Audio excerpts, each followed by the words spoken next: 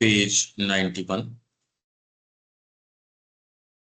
गलत विचारों और गलत संगत को चुनने की सहज प्रवृत्ति। जगत को ऐसा बनाया गया है, कम से कम अभी तक तो, पर हम आशा करते हैं कि बहुत अधिक लंबे समय तक ऐसा नहीं रहेगा कि एक व्यक्ति जो सुसंस्कृत नहीं है, जब उसे विचारों के संपर्क में लाया जाता है तो वह सहज रूप से सदा ही गलत विचारों को चुनता है। सहज प्रवृत्ति है।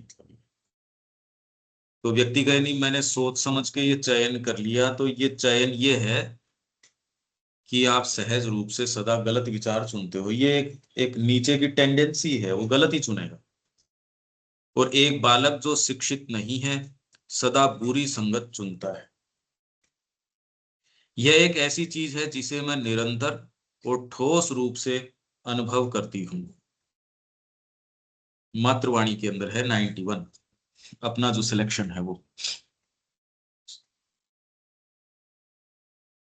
यदि तुम एक बालक को बहुत छोटी उम्र से ही एक विशिष्ट वातावरण में रखो, उसके अंदर एक विशिष्ट वातावरण, एक विशिष्ट पवित्रता का प्रवेश कराओ, तो उसकी संभावना है कि वह गलत चुनाव न करे। किंतु किसी बालक को दुनिया में से ज्यों का त्यों लेकर उसे एक ऐसे समाज में रखा जाए जहां अच्छे और बुरे तत्व हों, तो वह सीधा उनकी ओर जाएगा जो उसे बिगाड़ सकते हैं, गलत बातें सिखा सकते हैं, अर्थात वह सबसे बुरी संगत की ओर जाएगा। ये सहज वृत्ति है मतलब। और एक व्यक्ति जिसमें बौद्धिक संस्कार न हो, उसे यदि तुम यूं ही चुनने के लिए कुछ मिले जुले विचार दो तो वह सदा ही मूर्खता वाले चुने। क्योंकि जैसा कि श्री अरविंद ने हमें बताया है, यह मिथ्यात्व का, अज्ञान का जगत है और इसमें प्रयास की, अभीप्सा की आवश्यकता है। व्यक्ति को अपनी अंतरतम सत्ता के संपर्क में, एक सचेतन और उज्जवल संपर्क में आना होगा, यदि वह खरे को खोटे से, अच्छे प्रभाव को बुरे से अलग करना चाहता है। नहीं तो कर नहीं सकते। मैं ये तो खैर क्रोनोलॉजी के अंदर आ रहा है। हम ये सोच रहे हैं कि हम सेल्फ परफेक्शन साधित कर लेंगे, हम अपने तरीके से ये कर लेंगे। तो सहज वृत्ति, आप अगर चुनाव भी कर लेते हो, वो चुनाव भी तो आपने इसका किया है। सहज वृत्ति है ये। यदि तुम अपने आप को यूं ही छोड़ दो तो तुम खाई में जा गिरते हो। चीजें ऐसी हैं क्योंकि संसार पर जिस चीज का शासन है वो, हम बात तो वर्तमान की बजाय भूतकाल में रखें। हम बात को वर्तमान मतलब क्या कहना चाह रहे हैं, क्योंकि ये कह रहे हैं ना चीजें ऐसी हैं, तो माँ इसको असर्टिवली नहीं कहना चाह रही कि अभी हैं, वो ये कह, मैं तो चाहती हूँ कि भी थी, ऐसा कहना चाहती हूँ। ये है इसका अर्थ। ये तुरंत कहती माँ कितनी सेंसिटिव है कि मैं ये नहीं एडमिट करना चाह रही, पर हैं जो हैं। पर देखो आप, माँ की वाणियों में जहां डैश है, डॉट डॉट डॉट है, आप तुरंत वहां देखो माँ बहुत सेंसिटिव है, डैश लगा के मॉडिफाई कर रही है, यूं है वो। तो हम बात को वर्तमान की बजाय भूतकाल में रखें ताकि वैसा सच हो जाए, है ना। जिस चीज का शासन था वह था मिथ्यात्व और अज्ञान। इसलिए हम अज्ञान के पुंज हैं, कल हमने पढ़ी थी। ऐसे में यदि आप निर्णय करते हो तो निर्णय गलत ही होगा। तो यहाँ पर पालित जिस चीज का शासन है, शासन था, माँ कह रही है भी मैं इसको ये नहीं कहना चाह रही हूँ कि इसको भूतकाल के अंदर डाल दें। वह था मिथ्यात्व और अज्ञान। हाँ, अज्ञान। तो था कह रही है, वो तो अभी भी है। वही तो कह रही है माता जी कि मैं इसको अभी वर्तमान में एडमिट नहीं करना चाहती, मैं ये चाहती हूँ कि इसको भूतकाल में डाल दिया जाए। और दूसरे माँ ने तो 12-15 साल पहले ही कह दिया था कि इंडिया इज फ्री, तो ये तो है ही नहीं। ये कहती है भूतकाल में। तो माँ हमेशा ही जहां रह रही है, श्री अरविंदो जहां रह रहे हैं, जिन्हों जो पद्धति उन्होंने दी है कि मानव एकता हो जाएगी, ये हो जाएगी। अभी तो ये मानव जाति बस जाए जिस तरीके के ये धंधे कर रही है वो बड़ी बात है। तो ये लोग तो युगों में आगे हैं एक तरीके से। उन्होंने जो बातें कही हैं वो तो इन्होंने जगत को यूं देख के कह दी, हम आ ही नहीं पा रहे उस दृष्टिकोण पे कहने के बावजूद। वस्तुतः वर्तमान में अभी भी वैसा ही है, कह दिया ना इन्होंने। वो जिस स्तर के ऊपर हैं वहां किसी चीज को एडमिट करना, वर्तमान में उसको प्रश्रय देना है, इसलिए वो कह रही है मैं वर्तमान में नहीं, इसको तो मैं भूतकाल में डाल देना चाहती हूँ। पर फिर बाद में कह रही है अब अपन क्या करें, अभी भी वैसा ही है। इस बारे में व्यक्ति को किसी भ्रांति में नहीं रहना चाहिए। हमको इस भ्रांति में नहीं रहना चाहिए कि आप, मैंने तो बहुत सोच समझ के ये निर्णय किया था, तो तू कितना भी सोच समझ ले, जिन आधारों के ऊपर तू निर्णय कर रहा है वो आधार सारे के सारे फॉल्सूट के हैं। परंतु कदाचित महत प्रयास और अत्यंत सतर्कता के द्वारा हम इसे अन्यथा बनाने में सक्षम होंगे। डॉट डॉट डॉट शीघ्र ही। यहां कदाचित का तात्पर्य शीघ्र से है। माँ ने यहाँ परहैप्स या जो भी कहा होगा, माँ इसको भी मॉडिफाई कर रही है। आप देखो वाणी देखो माँ की, कदाचित महत प्रयास, तो यहाँ माता जी कह रही है कदाचित का मेरा मतलब है शीघ्र। माँ की वाणी ऐसी नहीं, वो एक एक चीज के बारे में सेंसिटिव है, एक एक शब्द के बारे में। अब इसके बारे में तो क्या कहें, ये तो सहज हमारी है कि हम सहज ही गलत का ही निर्णय वर्ण करेंगे, सीधी बात ये। अगर गुरु की छत्र छाया में नहीं हो, आप अपने बलबूते के ऊपर तो गलत का ही चयन करोगे। कोई हो चाहे, इसमें कोई ये नहीं कि एक बच रहा है दूसरा ज्यादा। व्यक्ति अपना अपना वातावरण स्वयं बनता है। प्रत्येक मनुष्य में विद्यमान भागवत उपस्थिति ही आंतरिक विधान सत्ता का सत्य है, जिसे हमारे जीवन का स्वामी तथा पथ प्रदर्शक होना चाहिए। ठीक है। जब तुम इस आंतरिक विधान को सुनने की आदत डाल लेते हो, जब तुम उसकी आज्ञा पालन करते हो, उसका अनुसरण करते हो, अधिकाधिक उसे ही तुम्हारे जीवन का पथ प्रदर्शन करने देने का प्रयास करते हो, तो तुम अपने चारों ओर सत्य, शांति और सामंजस्य का वातावरण निर्मित कर लेते हो, जो स्वाभाविक रूप से परिस्थितियों और बाह्य रूपों पर प्रतिक्रिया करता है। या यूं कहें, वह वो वातावरण होता है जिसमें तुम निवास करते हो। आपके इर्द गिर्द का वातावरण आपका दर्पण है। इसका मतलब ये नहीं कि सारे सुख से भज रहे हैं, वो जो कल सेल्फ परफेक्शन वाली बात आ रही थी वो वाली नहीं कह रहे यहां। मतलब अपने को कि आपने घर पे अनुशासन करने की कोशिश करी तो कोहराम तो मचेगा, पर आप इस कोहराम को असामंजस्य मत बोलो। ये असामंजस्य नहीं है। आप अगर घर की सफाई कर रहे हो और धूल उड़ रही है तो ये असामंजस्य नहीं है, ये सफाई का परिणाम है। इसमें असामंजस्य तो वो है कि डीपर आपके अंदर कोई चीज है, कोई दूसरा व्यक्ति नहीं सुन रहा, तो आपने कहा ये अगर 8 बजे उठता है तो यार अपने 8:15 का लगाओ ना, तो झंझट ही खत्म हुआ। अगर इसको तालमेल बोलते हो तो ये सामंजस्य नहीं है। अगर इस वातावरण में रहते हो तो आप तामसिकता में रहते हो, वो तो कोई वातावरण की बात नहीं, वो तो पाशविकता है। इनमें अंतर करो ये दोनों। जो कल हम पढ़ रहे थे कि आप जैसे ही सेल्फ परफेक्शन की बात करते हो तो सारी झंझट खड़े हो जाते हैं, यदि आप उसमें हो तो ये बड़ी फाइन लाइन है ये। तो तुम अपने चारों ओर सत्य, शांति और सामंजस्य का वातावरण निर्मित कर लेते हो, जो स्वाभाविक रूप से परिस्थितियों और बाह्य रूपों पर प्रतिक्रिया करता है। अच्छा, बाह्य रूपों को आप कह रहे हो कि आपने उसको कहा समय पे उठा करो, अरे तो तू तेरी अभिप्सा के प्रति तू ही सच्चा नहीं है। मैं यदि सच्चा हूं तो मेरी उपस्थिति मात्र से यहाँ चीजें वो होनी शुरू हो जाएंगी।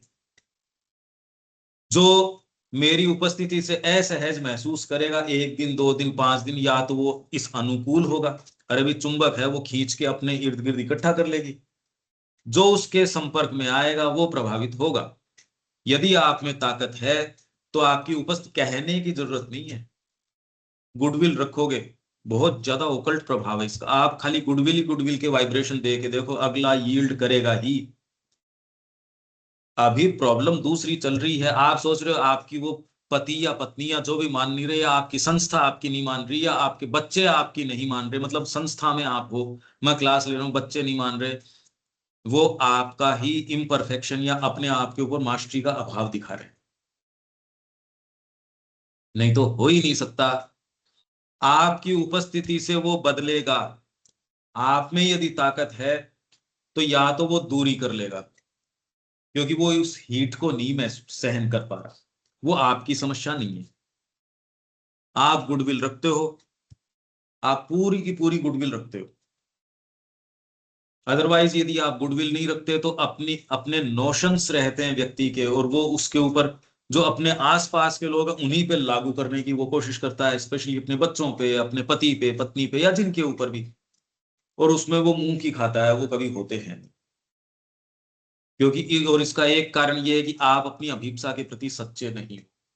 इसका बहुत सीधा स्पष्ट कारण तो ये है, आप सच्चे नहीं हो। आप में खुद में विभेद है।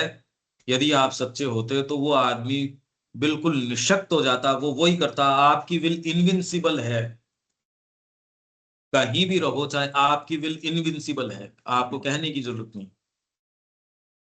मतलब एक डीपर आपके पास पावर है यदि उसका आश्रय लेते हो।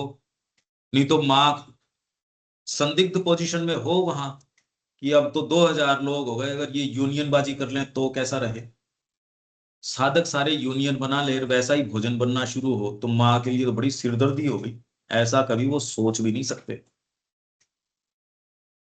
कि वहां की ये ऐसा हो जाएगा जैसा कि कंपनियों में होता है, कि ये तो यूनियन बना के कह देंगे हम तो यही करेंगे। ऐसा नहीं हो सकता वहां, क्योंकि एक हायर विल काम कर रही है। नहीं तो इंस्टीट्यूशन थोड़ी चल सकता है फिर बाद में। वो तो जैसे आप ये कर रहे हो, ये वोट वाला काम, या कि मेजोरिटी किसकी है वही हो, फिर तो जरूरत ही नहीं। अगर एक सच्चा ऋषि खड़ा हो, देश बिल्कुल सही रहेगा, स्थितियां गड़बड़ जा ही नहीं सकती। श्री अरविंद के होने के कारण आप ये देखो भारतीय संस्कृति, अदरवाइज क्या आशा है भारतीय संस्कृति के अंदर, यदि इस वेद को रिवाइव नहीं करें, इंडियन कल्चर को रिवाइव नहीं करें, गीता को रिवाइव नहीं करें, हमारे जितने भी योग की पद्धतियां थी उनको रिवाइव न करें, उनको अपने समय में सिद्ध न कर दें, उनको प्रैक्टिस करके, क्या आशा थी। उन्होंने सारी चीज को पुट टुगेदर कर दिया, वेद को जिंदा कर दिया। हम नहीं समझ रहे उस चीज को, पर जो लोग कंटेम्प्रेरी है वो तो समझ, मैंने कल पढ़ाया था ना, सब समझते हैं। धरती उनकी पूरी ये ऋणी है, उन्होंने जो चीज करी है, हमको सेंस नहीं है उन्होंने क्या किया है।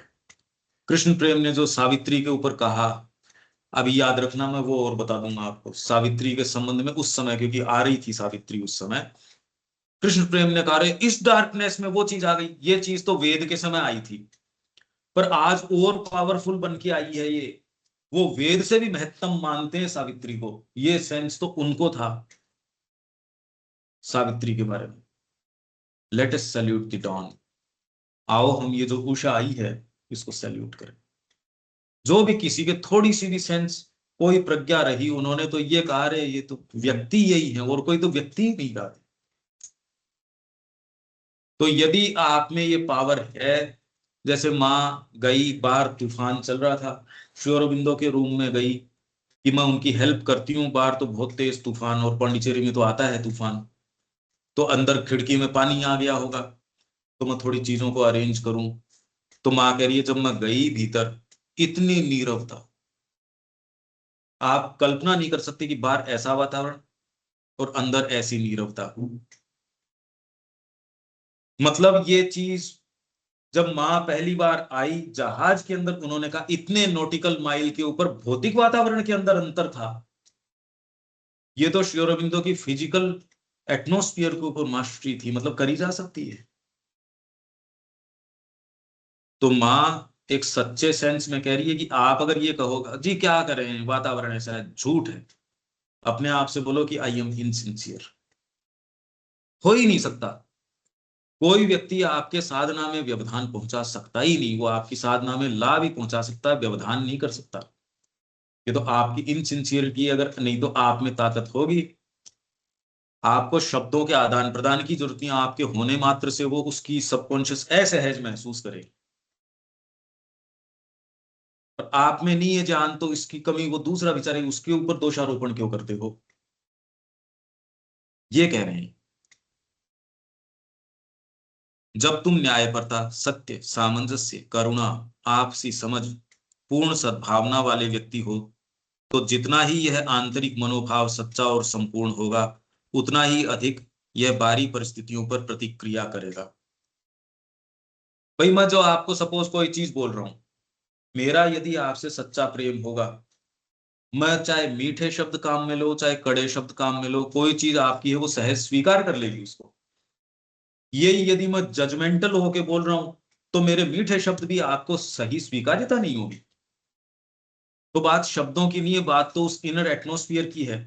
और वो एटमोस्फियर तब बनेगा जब आपके अंदर कोई डीपर चीज होगी।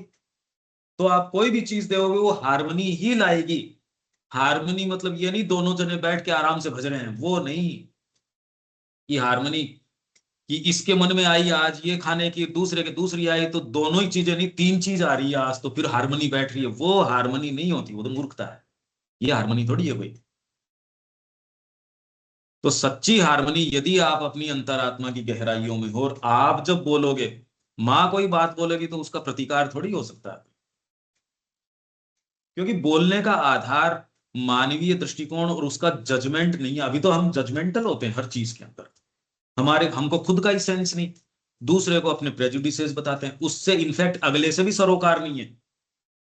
यदि आप अपने परिवार, अपने मित्र, अपने देश, उससे सबसे तो अपनी अहंकार में आ सकती है जो अपन कल पढ़ के गए हैं। तो यदि आप उसके लिए कुछ करते भी हो तो वो तो सारी अहंकार के दोष से वैसे ही दूषित है। तो उसमें सामंजस्य उस स्तर पे कभी नहीं हो सकता। ये तो आपके डीपर कोई चीज है, मतलब कहने का ये फिर वही है कि कॉन्सिक्रेट कर दो माँ को, तब आप जो कह रहे हो वो सच्ची हारमोनी तो लाएगा। अर्जुन जो चाह रहा था वो वाली हारमोनी थी ही नहीं ना, कि अरे हम साम्राज्य करेंगे किसका, जब मार ही डालूंगा तो मैं इनको, वो हारमोनी थी नहीं। वो बहुत बड़ा विद्रोह हो जाता, वो बहुत बड़ा आतंक मचता यदि वो संहार नहीं करता। ये श्री अरविंद इसमें कह रहे हैं कि आध्यात्मिक जो जो आपके प्रतिक्रिया है या जो प्रारब्ध बनते हैं वो बहुत ज्यादा भारी बनते हैं। आप किसी को गाली निकाल के वहीं एक बार शांत कर दो, वहां तक तो है ठीक। आपने यदि जैसे ईसा ने किया, ऐसा प्रारब्ध कि उनको कहा साहब ये तो अज्ञानी है, इनको नहीं पता ये क्या कर रहे हैं, इनको माफ करो। तो श्री अरविंद कह रहे हैं कि उन्होंने जो रुख अपनाया, उससे जितना रक्तपात इसने ईसाइयत ने बाद में किया है, आप इससे युद्ध की स्थिति से नहीं बच सकते। ये भी अपने इसमें है युद्ध की समस्या, और ये 19वें में बात कर रहे हैं श्री अरविंदो। आप इससे बच नहीं सकते। हारमोनी का मतलब ये नहीं कि आपको फिर तो दुर्गा तो काली है, वो तो हारमोनी करती नहीं, जबकि काली एक तलवार की धार से आपको जो है ना, जो आपको बरसों जिस चीज ने न्यूट्रलाइज इनइफेक्टिव करके रखा हो, आप अपनी तामसिकता में पड़े हो, वो एक झटके में काट डालती, एक झटके में। तो वो सबसे ज्यादा कंपैशनेट है काली जो है, सबसे कंपैशनेट काली है। नहीं तो आप अंतरात्मा तो बेचारे की रो रही है, सच्ची बात कह नहीं पा रहे, और फिर हम हारमोनी करेंगे। अरे ये कभी हारमोनी हो सकती है क्या फिर?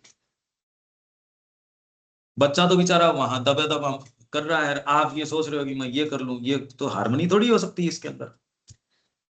इन शब्दों की गहराई में हमको जाना पड़ेगा, इसीलिए हमारे सारे कर्म बाहरी तरीके से देखने से इनइफेक्टिव हैं।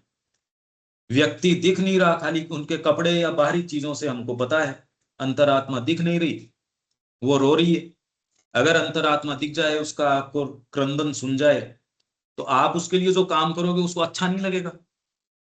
रोगी को आप उसके रोग काट रहे हो, चाहे तुरंत में उसको मान लो फोड़ा है, आप चीरा भी लगा रहे हो, उसको समझ आ रहा है कि मेरे को चाहे दर्द हो रहा है, कर रहा मेरे लाभ के लिए। इतनी बात किसको नहीं समझ में आएगी? अगर आपके सच्ची सद्भावना होगी, और वो सद्भावना आपकी अपने प्रति होगी तो दूसरे के प्रति होगी। सद्भावना का मतलब ये है कि आपकी अंतरात्मा के प्रति ओपनिंग हो, नहीं तो सद्भावना लाओगे कहां से? हालांकि मानवीय भाव में भी सद्भाव रखते हो और एक दुर्भावना रखते हो, इन दोनों में भी फर्क पड़ जाएगा। पर सच्ची सद्भावना तो यदि मैं अपनी अंतरात्मा में निवास करता हूं, तो मैं सबका कल्याण कर सकता हूं। कल्याण किया नहीं जाता, कल्याण होता है। कल्याण कर नहीं सकते, आपकी उपस्थिति से ही हो जाएगा कल्याण। तो इसलिए हमारे जो ऋषि वगैरह थे, उनको गीता क्या कहती है, सर्वभूत हिते रतः। सब भूतों के हित में, मनुष्यों के नहीं। वो जहां भी जाएंगे सब खुश हो जाएंगे। यदि पेड़ पौधे हैं वो प्रसन्न, माँ के चारों तरफ तो सब प्रसन्न थे। एक ने कहा ये बैल काम नहीं देते, तो क्या क्यों नहीं करते? कहा ये हमसे बदतमीजी करता। कहा भैया तेरा इनसे बदतमीजी करने का क्या लेना देना है? तू इनसे गलत व्यवहार करता है, तू इनसे गलत व्यवहार नहीं कर सकता। तो वो काम देना शुरू। ओरोविल में किसी ने वो कुल्हाड़ी मार दी उसके, वहां वो रिपोर्ट करने आ रहा है। मेरे को ये बताओ, ये अगर ये संवाद मां कर रही है, फूल उनसे कह रहे हैं हमारा तो ये नाम है, हम जिन तरीकों से इनके नामों को जस्टिफाई करने की कोशिश करते हैं वो उसका आधार नहीं है कि इसके 5 पत्तियां हैं तो ये नाम हो गया, इसके 6 पत्तियां तो ये हो गया, लाल रंग है तो ये हो गया, पीला है तो ये हो गया। ये बातें नहीं, उसके मूल तत्व में कोई चीज है, वो तत्व है इसलिए उसका रंग या पत्तियां वैसी हुई। पत्तियां हैं इसलिए वो नहीं हो गया, मूल भाव है इसलिए वो। तो मूल भाव से यदि आप संपर्क कर सकते हो तो आप जान जाओगे कि ये डिवोशन है। नहीं मतलब उस पत्ती पे तो कोई डिवोशन चीज तो लिखी नहीं। फूल की तो आप कह दो जी 5 पत्तियां हैं तो ये साइकोलॉजिकल परफेक्शन हो गया यार, इसके ये है तो ये। पर तुलसी की पत्ती देख के तो वैसी तो और भी बेसिल की और होती है। और यदि भूल भी जाओ तो दोबारा माँ उससे संपर्क करेगी, फिर आ जाएगा वो तो। नहीं ये याद कैसे रखा जाए कि जी 5 वाली को तो ये नाम दिया था, 6 वाली को ये नाम दिया। सब चीजों से। और ये हमारी संस्कृति, माने ये कोई नई चीज ऐसे नहीं, हमारी जितनी भी औषधियों का ज्ञान है सारा इंट्यूशन से। औषधियां बात करती हैं। वैसे अफ्रीका के अंदर उनसे ये कहा कि भाई ये आपको कैसे पता चला? अब हमको तो ये अब पता चला कि ये वाली दवाई जो है ये स्टोन ब्रेकर है, मतलब आपके शरीर में कहीं हो उसको ये कर देती है। ये आपको कैसे पता चला? तो उसने कहा इसने बताया मेरे को कि मैं ये काम करती हूँ। अब ये बात उसके समझ में नहीं आए, ये कैसे बता सकती है? अगर आपको इनडायरेक्टली ही, न तो आपको प्रकृति का पता। जैसे आपके ये सदगुरु हैं, वो एक कबीले में रहे एक के साथ कुछ महीने। उन्होंने कहा मेरे को उनसे ये सीखने मिला एग्जैक्टली मैं पक्षियों को और की क्रिया करके कि इस साल पूरा क्या मौसम होने वाला है मेरे को पता चल गया। उनको इतना गहरा ज्ञान मौसम का और का। अब अगर आपको वो भाषा नहीं आती, अब आप क्या सामंजस्य रख लोगे उससे? सारी चीजें ये कहना जानती हैं आपसे। हमारे तो इवन प्लेनेटरी पोजीशन से उसको देख के आप बता रहे हो ना चीजें। हाथ देख के बता रहे हो, माथा देख के बता रहे हो, हर चीज देख के बता रहे हो। सब चीजें आपको कुछ कह रही हैं। तो सद्भाव का मतलब ये नहीं जो हम समझ रहे हैं उसका तो कोई लेना देना ही नहीं। आप इस सारे को उसके सामंजस्य में आते हो।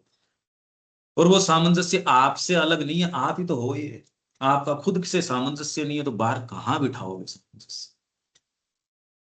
हम अपने आप को जानते ही नहीं, बिल्कुल नहीं जानते। अपने बीच में भी हारमोनी नहीं है। आप ये एस्पिरेशन का भी पूरा पता नहीं, दूसरे भाग उसका खंडन कर रहे हैं उनका पता नहीं। उन चीजों को, भागों को प्रश्रय दे रखा है जो आपके नुकसान कर रहे हैं, उनको दबा रखा है जो लाभ कर रहे हैं। कुछ पता नहीं, कुछ भी पता नहीं। एक तो जिस तरीके की शिक्षा से हमको गुजारा गया है, इसने हमको महामूर्ख बना दिया। आप तो समझ रहे हो इसने कुछ समझदार बनाया, इसने इतना मूर्ख बना दिया। एक्चुअल नॉलेज सिस्टम जो इंडियन नॉलेज सिस्टम था वो तो खत्म कर दिया। परिवार से आता था वो तो आपको, जो भी काबिलियत जो आपको इंट्यूशन है, वैद्य उसको बचपन से सिखा रहा है आपको। केस स्टडी तो मतलब आप कहाँ किताबें बताएंगे आपको? हाथ की सारी कलाएं वैसे ही खत्म हो गई, अंग्रेजों ने काफी खत्म कर दी थी। बाद में ये जो जिस तरीके की, वो उन्होंने खूब अच्छे से सोच समझ के काम किया। ये तो मैकॉले ने उस समय कह ही दिया था। और मैक्स मुलर ने अपनी वाइफ को और इनको पत्र लिख दिए थे कि मैं तो जिंदा नहीं रहूंगा। हालांकि उतनी प्योर ईसाइयत तो भारत में नहीं आएगी, पर मैं इतना रास्ता जरूर कर जाऊंगा कि यहाँ खूब बढ़िया कि ये अपनी चीज में रेस्पेक्ट करना भूल जाएंगे। और उसने गिनती भी दी कि यहाँ कलकत्ता में इतने स्कूल तो हो गए। तो ये जो पंडित गण हैं अपनी वाली चीज का पर बस इन्हीं में थोड़ी सी मुश्किल आ रही है, बाकी ये निश्चित है कि अपनी चीज में रेस्पेक्ट करना बंद कर देंगे, उस दिन भारत वैसे ही खत्म हो जाएगा। तो हो गया वो तो। अगर आप श्री अरविंद के संपर्क में नहीं हो और दूसरे रूढ़िगत तरीके से भारत को आप बता रहे हो महान, तो उसमें महानता कुछ है नहीं। आप अगर सायण के आधार पे वेद को महान बता रहे हो तो श्री अरविंद कह रहे हो उसमें महानता की कोई चीज ही नहीं है। अब हमको तो नहीं तो सायण का पता, नहीं कोई दूसरी चीज का पता। ये हमारी स्थिति है। हम कहाँ आ गए? श्री अरविंद कह रहे हैं कि भी अब तो सायण के आधार पे यदि आप वेद को पढ़ते हो तो उसमें तो कोई महानता है? तो फिर क्या है ये? के बारे में, इसमें साइन के बारे में क्या कहा? अपने इसमें जगह जगह क्या कहा है श्री अरविंदो ने? हम करेंगे ये बात, हम ये बात करेंगे। बीच में छोड़ जाते नहीं छोड़ नहीं जाता, मेरे पास कुछ है, मैं उससे स्टिक करता हूं और वही ठीक है कि उस समय जो आ रहा है उतनी बात सार्थक हो जाए, क्योंकि इतना ये तो महान चीजें हैं। कल के घंटे में आपने एक बाद में बात करेंगे, वो बात हम जरूर बात करेंगे, ये मेरे है। अब मैं जैसे कल एक दूसरे सब्जेक्ट की, वैसे वेद के बारे में जो है ना अपन धीरे धीरे धीरे धीरे, या आपको टेस्ट आना चाहिए इसका, क्योंकि आज जो मैं आपके साथ बात करना चाह रहा हूं वो और फंडामेंटल है। ये पूरा करके तीसरा वॉल्यूम कंप्लीट करें, फिर बाद में आज जो चीज हम बात करना चाह रहे हैं एक तो, और उसके बाद समय मिलता है तो आपको फिर बाद में बात करेंगे। तो ये आपको अब समझ लो, हारमोनी की जो समस्या वो समझ में आ रही है ना। अब आपको अभी प्रकृति का पता नहीं, चीजों का पता नहीं, और वो हारमोनी इस तरीके से नहीं, ये कल्टीवेट करी जाती थी हमारे, सहज रूप से कल्टीवेट हो जाती थी। इसमें यदि एक ये चीज है, यदि आप अपनी इंद्रियों को काबू में नहीं रख रहे तो आपको ये जो सूक्ष्म चीजें हैं वो रिवील ही नहीं करेगी। यदि आपका अनुशासन नहीं है भोजन पे और पे, तो ये जो सूक्ष्म शक्तियां हैं ये अकोमोडेटिंग नहीं है, उनकी क्रिया आपकी कोई बाध्य नहीं है, आपको अनुनय विनय के साथ जाना पड़ता है उनके पास। जो सूक्ष्म क्रियाएं हैं, चाहे वो इंस्पिरेशन की है, रेवलेशन की है, आप सोच के इंस्पिरेशन ला सकते हो क्या? और सारे काम जितने भी हुए हैं इंस्पायर्ड, एक्चुअल में जितने भी जो भी नए काम हुए इंस्पिरेशन के बिना नहीं हुए। आपके डेड रूटीन को इंस्पिरेशन के सिवा कोई दूसरी चीज तोड़ नहीं सकती। देख रहे हो ना, इंस्पायर्ड स्पीचेस, आप सोच के नहीं इंस्पायर्ड स्पीच बोल सकते, वही शब्द को दोहराओगे तो उसकी जान वैसे ही निकल जाएगी। आप कैसे करो ये चीज? आपकी इस डेड रेजिस्टेंस को तोड़ने के लिए सूक्ष्म शक्तियां काम करती है। वो सूक्ष्म शक्तियां यदि आपके अज्ञान का पुंज मतलब शरीर प्राण मन ये अगर हावी है, ये वाली चीज काम नहीं करेगी। इसलिए मनुष्य जाति के लिए भगवान ने कृपा कर रखी है इमरजेंसी की, संकटों की। तो आपकी उस समय थोड़ी इंस्पिरेशन आती है ना, ट्रेजेडी की, जिसको अरिस्टोटल कहता है कि ये कैथारसिस है। अरिस्टोटल ने नाम दिया ट्रेजेडी को कैथारसिस, कि वो पवित्रीकरण करती। हमारे उसका नाम है चित्त शुद्धि। हमारे यहाँ शुद्धिकरण पे इसलिए जोर दिया जाता है कि अदरवाइज आपके बीइंग की जो लेटेंट शक्तियां हैं, बहुत शक्तियां हैं, आप उसके संपर्क में ही नहीं आते। तो आपके बीइंग के संपर्क में आप नहीं आ रहे तो क्या करोगे? मतलब इनमें से कुछ हो नहीं सकता, ये सीधी सीधी बात है।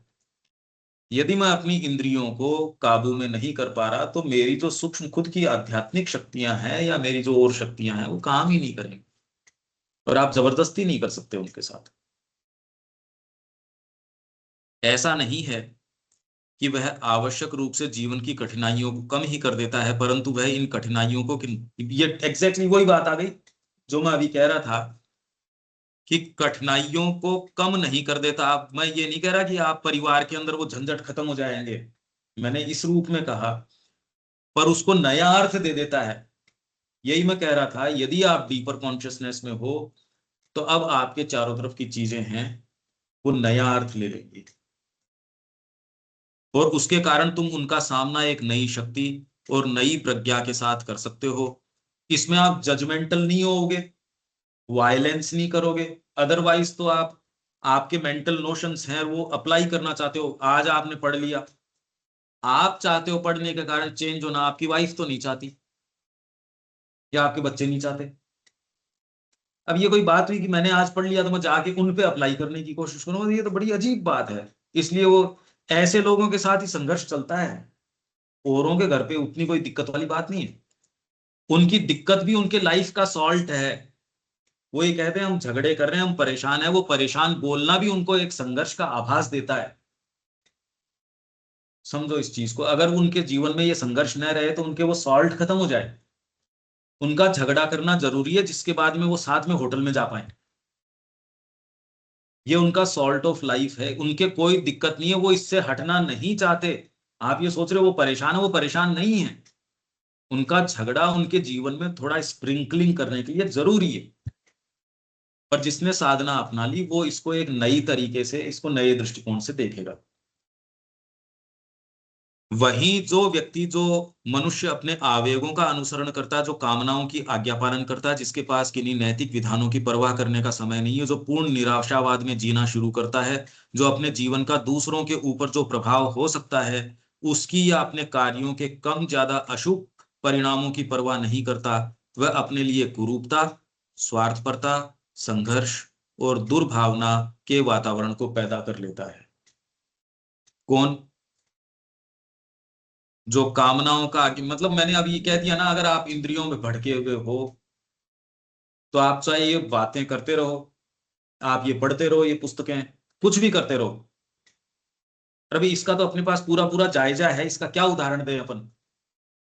इसका तो पूरा भंडार है अपने पास इन बातों का। तो आप क्या है कि अपने लिए दुर्भावना का वातावरण पैदा कर लेते हो, जो अवश्य ही उसकी चेतना पर अधिकाधिक कार्य करने लगता है और उसके जीवन को एक कटुता प्रदान कर देता है और जीवन अंत में एक निरंतर यातना बन जाता है। ऐसे लोग कई ऐसे बहुत हैं। सब गड़बड़ है, मेरा तो स्टाफ गड़बड़ है, ये भी गड़बड़ है, देश में देखो क्या हो रहा है। उनके पास आप रहो, वो करने के लिए कुछ नहीं, उनके एक नेगेटिविटी है, करना नहीं चाह रहे वो। और उनकी बातें इस तरीके की हैं, आपको भी आदमी है क्या है। हर जने का वातावरण आप सेंस कर सकते हो। आप जब सेंसिटिव हो जाते हो, हर व्यक्ति अपना वातावरण कैरी करता है। अब यदि आपने साधना करी है, आप जानते हो उसको कैसे तोड़ना है। आपके पास पावर होती है, आप कॉन्शियसली यदि आपको करना है तो आप बिल्कुल आराम से कर सकते हो। पहले तो आपको वो दिखता है उसके चारों तरफ का, और फिर आप कॉन्शियसली यदि अगर आपको ये कहा जाए तो आप ये काम कर सकते हो। वो व्यक्ति भी कहेगा ये क्या हुआ अपने साथ, ऐसे ऐसे महसूस करेगा ना, क्योंकि उसका वातावरण ही तो उसका एक कवच है एक तरीके का। वो जैसा भी है, कुछ है, वो जहां जाएंगे वो दुखांत चीजें ही खड़ी कर देंगे, परेशानियां खड़ी करेंगे जहां जाएंगे वहां। है अब किसी का, कुछ ऐसे हैं जिनको सफाई पसंद नहीं है, साफ सुथरे घर में जाएंगे वहां 10 दिन में गंदा कर देंगे उसको। देख सकते हो आप।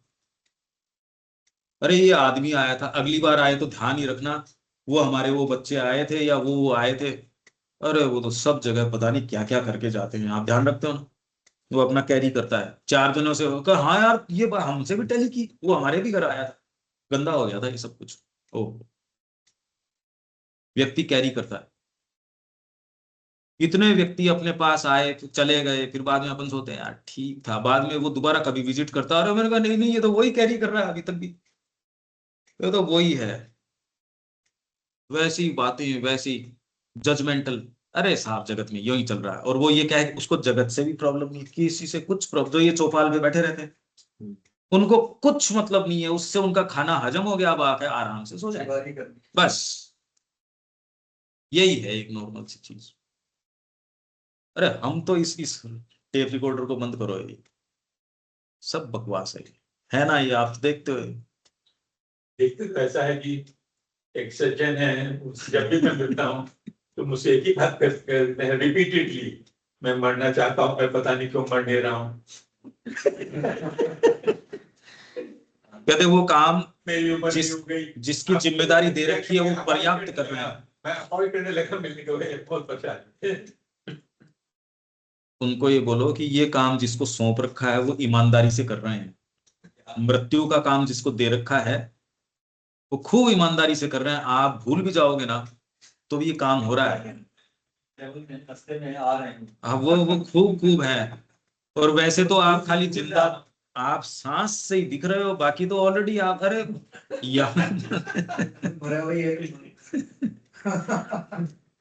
तो आप एक सर्टेन उसका एक कैरेक्टरिस्टिक, एक जो उसके चारों तरफ का इर्द गिर्द जो चीज है ना, उसका बोलना, उसका ये, उसका वो, उसका पर्सनालिटी ट्रेट्स, साधना में जब आप जाते हो तो आपके पास नेसेसरी पावर होता है। आप चाहे तो उसको यूं कर सकते अगर जरूरी हो तो। ये नहीं आप ये करते फिरते हो, ये कोई काम थोड़ी है करने का, पर आप ये कर सकते हो, निश्चित कर सकते हो। और आपसे यदि कोई ओपन हो तो आप नव निर्माण कर सकते हो, उसको चेंज नहीं, मोल्ड कर सकते हो। वो जैसा माँ चाहती है वैसा निर्माण कर सकते हो। ऐसा कोई एग्जाम्पल? हाँ, हम सारे दिन ही करते हैं, इसमें क्या बात है। नहीं। सब वैसे ही थे। चार्टविक खुल गया, वो आया था उस टाइम, कौन सी कविता वगैरह थी सारों में, सहाना देवी वगैरह। उस समय वो सहाना देवी की वो पुस्तक पढ़ो तो उसके अंदर वो बोल रही है श्री अरबिंदो ट्रांसलेशन करवाते थे इनसे।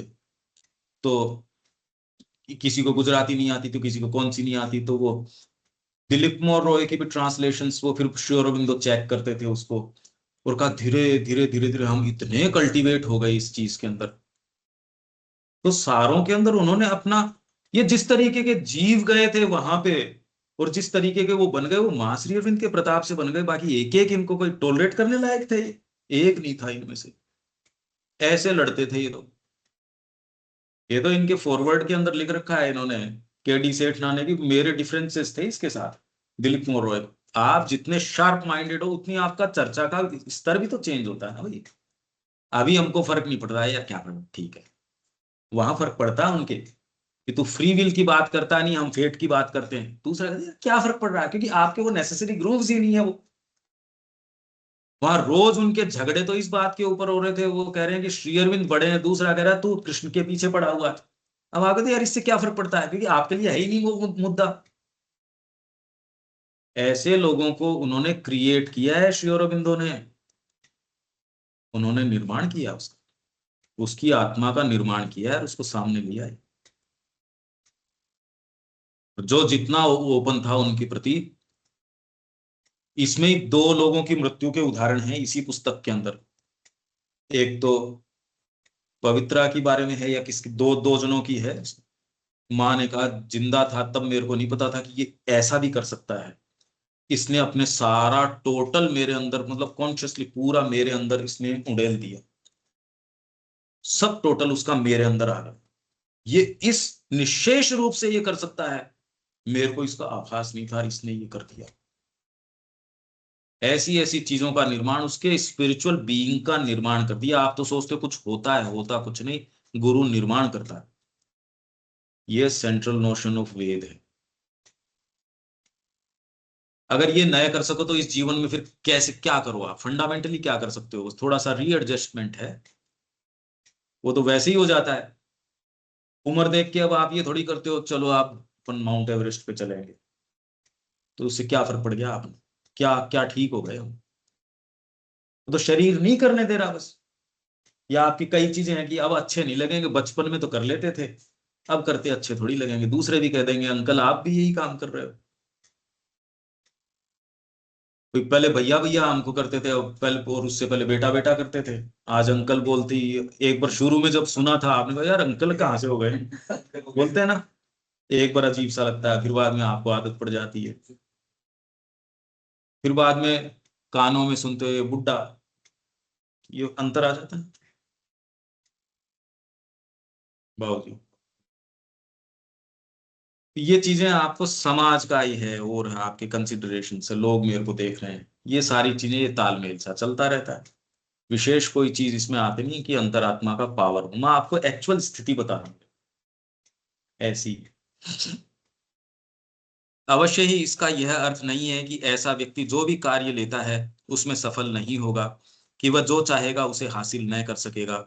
ये बाहरी लाभ तो केवल तभी गायब होते हैं जब अंतरतम सत्ता में सच्चाई की एक चिंगारी बनी रहे, जो उसे इस दुर्भाग्य के योग्य बना देती है।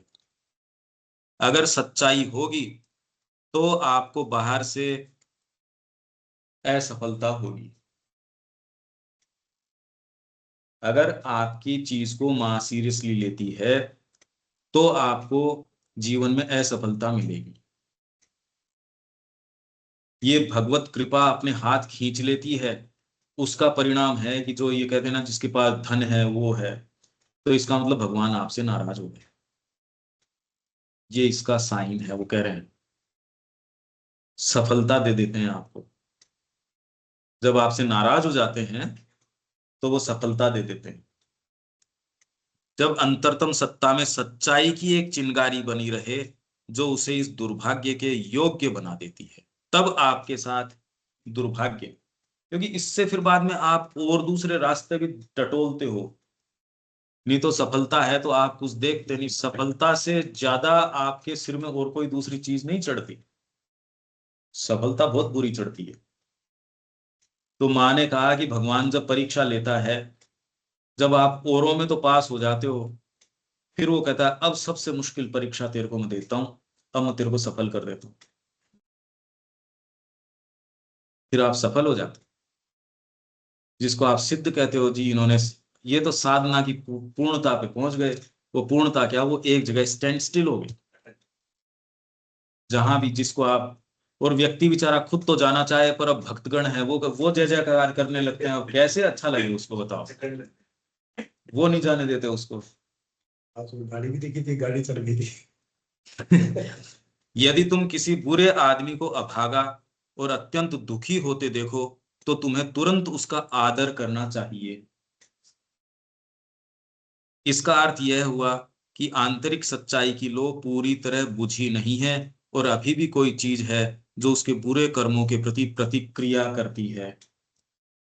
तो यदि आप असफल हो रहे हो, आपके संकट आ रहे हैं, तो अभागा यदि वो कोई है, अत्यंत दुखी हो रहा है, तो तुम्हें उसका आदर करना चाहिए। अगर उसके जीवन के अंदर खूब आप ये कि सफलता हो रही है, उसका बड़ा साम्राज्य है, तो भगवान ने उससे अपना मुंह मोड़ लिया है। वो बेचारा दुर्भाग्यपूर्ण व्यक्ति है। आपको तो लगता है वो सफल, पर बात मां के हिसाब से तो है ये सच्ची सच्चाई। सच्ची सच्चाई है राह पर आगे बढ़ते जाना, क्योंकि उसके अतिरिक्त तुम कुछ और कर ही नहीं सकते। अपने आप को दिव्य जीवन के लिए समर्पित करना, क्योंकि उसके अतिरिक्त तुम कुछ और कर ही नहीं सकते। ये नहीं, आपको ये नहीं करी माता जी कि तुम और कुछ नहीं कर सकते।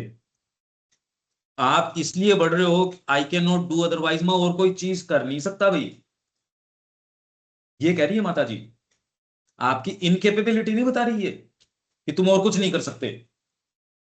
ये आपका एटीट्यूड बता रही है कि मां मैं और कोई दूसरी चीज नहीं कर सकता। इनकेपेसिटी नहीं बता रही है।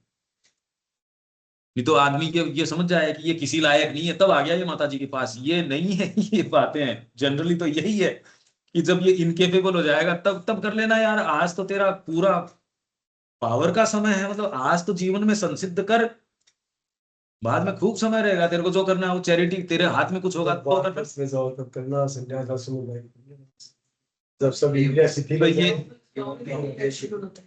तो ये इनकैपेसिटी की बात नहीं कर रहे, ये आपके उस अनन्य भाव की बात कर रहे हैं कि भैया मैं तो यही कर सकता हूं। अपनी सत्ता को परिवर्तित करने का प्रयत्न करना और बाहर प्रकाश में निकल आना, क्योंकि इसके अतिरिक्त तुम कुछ और कर ही नहीं सकते, क्योंकि वही तुम्हारे जीवन का उद्देश्य है।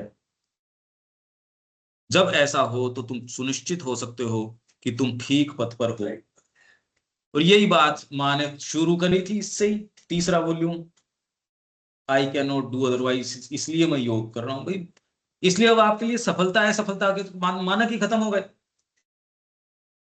आपके लिए कोई दो चीजें ही नहीं है कि गर्म पानी से नहाओगे या ठंडे से, भाई एक ही है बस। गर्म ठंडा क्या होता है, यही है। अब इसको ठंडे को गर्म मान लो, गर्म को ठंडा मान लो, जैसा है वैसा है, नहा लो इससे। ये है। हालांकि इसमें अयोग्यता का या वो भान नहीं है, आप इसलिए कि मेरे को आनंद ही इसमें आता है, मेरी सत्ता का आनंद ही इसके अंदर है। ये पॉजिटिव वाली बात है, ये बहुत पॉजिटिव बात है।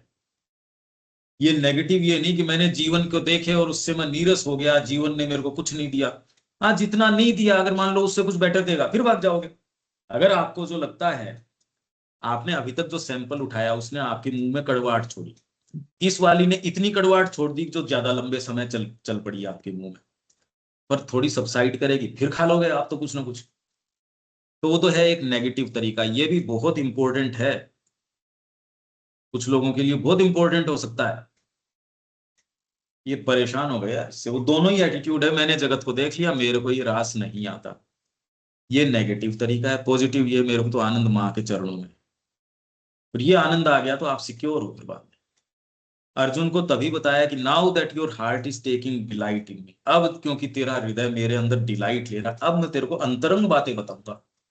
भगवान के अंदर डिलाइट लेना कोई सामान्य चीज नहीं है ना। इसके बाद जो एक आपसे जो चर्चा करनी जरूरी है, तीसरा वॉल्यूम हमारा सिलेक्शन का पूरा हो गया। तो काफी दिन हो गए हमको वैसे तो करते हुए इसको, और खूब योग की बड़ी गहन हमने चर्चाएं करी है, और इसके संबंध में हमने खूब खूब बातें करी हैं। और ऐसा लगता है कि इसके माध्यम से शायद अपने खूब लंबी यात्रा कर ली इस एक वॉल्यूम में। आप ये देखिए, हमारे अप्रोच के कारण आपको ये लग रहा है कि हाँ यार काफी अपन ने कवर किया। बाहर से भी काफी कवर किया है, बहुत कवर किया, बाहर से भी कवर किया है। और आंतरिक रूप से मैं देख पा रहा हूँ कि क्या कवर किया, वो मेरे को दिखता है। आपसे ज्यादा मैं जानता हूँ, वो मेरे को दिखता है। तो अब अपन एक बार, ये बड़ा इंपॉर्टेंट है,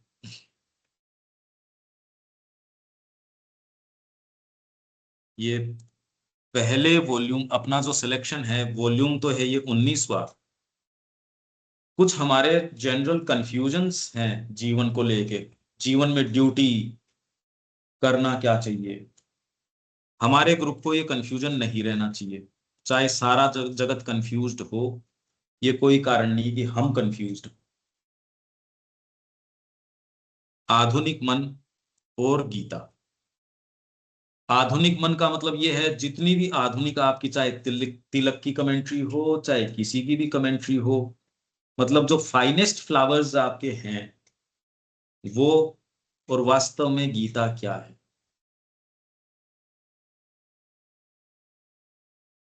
ये 19th वॉल्यूम में है, और अपना जो सिलेक्शन है उसमें पहले श्री अरविंद के वंश से 19th वॉल्यूम तो उन्हीं का है। आधुनिक मन, जिसको आप मॉडर्न माइंड कहते हो, उस समय की बात है ये तो। अरे अभी जब श्री अरविंद मॉडर्न कह रहे हैं, तो मॉडर्न को भी तो आज कितने साल हो गए, ऐसे सुन गीता में से। आधुनिक मन अभी तो यूरोपीय मन है। मॉडर्न माइंड जिसको आप कहते हो, इंडिया की बात नहीं है, इंडिया में तो ज्यादा है। यूरोपियन जब आप बात करते हो तो वो आप ये न कहो कि वो यूरोपियों की बात है, इंडियंस तो उससे ज्यादा आक्रांत है। हम सब भी उससे पूरे पूरे आक्रांत हैं, उनके तौर तरीकों से, उनके सोच समझ के तरीकों से, उनके लाइफस्टाइल से। आधुनिक मन अभी तो यूरोपीय मन है, जैसा कि वह उस उच्चतम यूनानी रोमन संस्कृति के दार्शनिक आदर्शवाद, जहां से उसने आरंभ किया था, को छोड़कर ही नहीं, अपितु मध्य युग के ईसाई भक्तिवाद को भी छोड़ने के बाद बन गया है। बड़ा इंपॉर्टेंट सेंटेंस है। आधुनिक मन ने ये सारी चीजों से पल्ला झाड़ लिया। उसने किस किस से पल्ला झाड़ लिया? यूनान है, वो किस चीज को स्टैंड करता है, मतलब किस चीज को रिप्रेजेंट करता है? Aesthetics, beauty, beauty of thoughts, beauty of emotions, beauty. Aesthetic शब्द को इसने छोड़ दिया आधुनिक मन ने। आप जो आज एस्थेटिक कहते हो, वो वास्तव में एस्थेसिस है ही नहीं, ये कह रहे हैं श्री अरविंद। कि उसने यूनानी चीज छोड़ दी, संस्कृति छोड़ दी उसने, और रोमन संस्कृति छोड़ दी। रोमन संस्कृति किस चीज को रिप्रेजेंट करती है? डिसिप्लिन, विधान। इसलिए रोमन्स ने लास्ट तक भी ग्रीक टीचर्स को एंट्री बैन कर रखी थी, और करप्ट कर देंगे ये तो। आप यदि इतिहास पढ़ो श्री अरविंद के दृष्टिकोण से, तो वो चीजें आप वैसी नजर आएंगी। रोमन्स ने इनकी एंट्री कर खराब कर देंगे ये। इसलिए रोमन साम्राज्य ज्यादा लंबा चला ग्रीक से, क्योंकि उन्होंने ये कहा जिसको आपने जीत लिया उसको भी इक्वल राइट है। ये नहीं कि वो आपके, वो जो है, हाँ वैसे नहीं, हाँ तो उनको इक्वल राइट है। और इनके परिवार के सेटअप के अंदर भी कहीं भी निरंकुशता का शासन नहीं, एकदम डिसिप्लिन।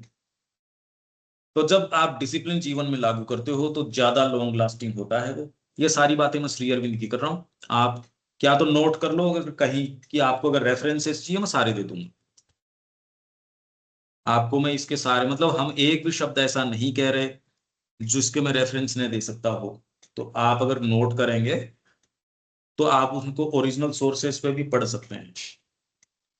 पर क्योंकि अपन एक किसी फ्लो में या किसी चीज में है, तो उसको भी अपन नहीं तोड़ सकते, नहीं तो वो विचार तो फिर कभी बन ही नहीं सकता। तो रोमन संस्कृति, यूनानी और रोमन दोनों से इसने पल्ला झाड़ लिया। दो संस्कृतियों का श्री अरविंदो वर्णन करते हैं, इंडियन कल्चर में भी करते हैं, जगह जगह करते हैं। संस्कृति के दार्शनिक आदर्शवाद। अब कोई नहीं, तो आज तो प्योर यूटिलिटेरियनिज्म है। अब क्या दर्शन है आज, क्या भाईचारा है? मतलब बोलने के लिए आप प्रैक्टिस कर ही नहीं सकते। आज की जो स्थिति है उसमें तो किया जा सकता ही नहीं। जहां से उसने आरंभ किया था को छोड़कर ही नहीं, ये तो छोड़ ही दिया। उसके बाद में जो क्रिश्चियनिटी आई, जिसके अंदर भक्तिवाद था, भक्तिवाद मतलब बहुत ज्यादा तो नहीं, पर लव दाई नेबर एज दाई ओन सेल्फ, आपके पड़ोसी को आपका ही सेल्फ है इस रूप से प्रेम करो। ये जो आदर्शवाद जो क्रिश्चियनिटी के अंदर था, इससे भी पिंड छुटा दिया इसने। ये कह रहे हैं श्री अरविंदो। और ये कब कह रहे हैं? अरे भाई आधुनिक कह रहे हैं, वो तो उस समय कह रहे हैं। अगर वो आज ये देखते तो शायद उनको रिफ्रेज करना पड़ता है या कुछ और करना पड़ता है इसको। ये क्या लिखे हैं इसको? 1915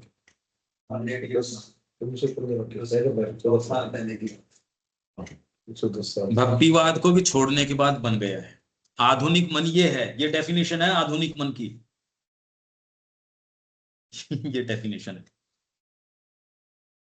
ये सेंटेंसेस भी इसलिए, अब ये हम इनमें जाना चाहते हैं, जैसे अपन गीता के ऊपर ले लें चॉइसेस पैसेजेस। अब मैं 3 के अंदर एक ही सब्जेक्ट नहीं, फिर अपन इसी तरीके से आपको एक जायजा थोड़ा थोड़ा थोड़ा थोड़ा ये इसकी कोशिश करेंगे।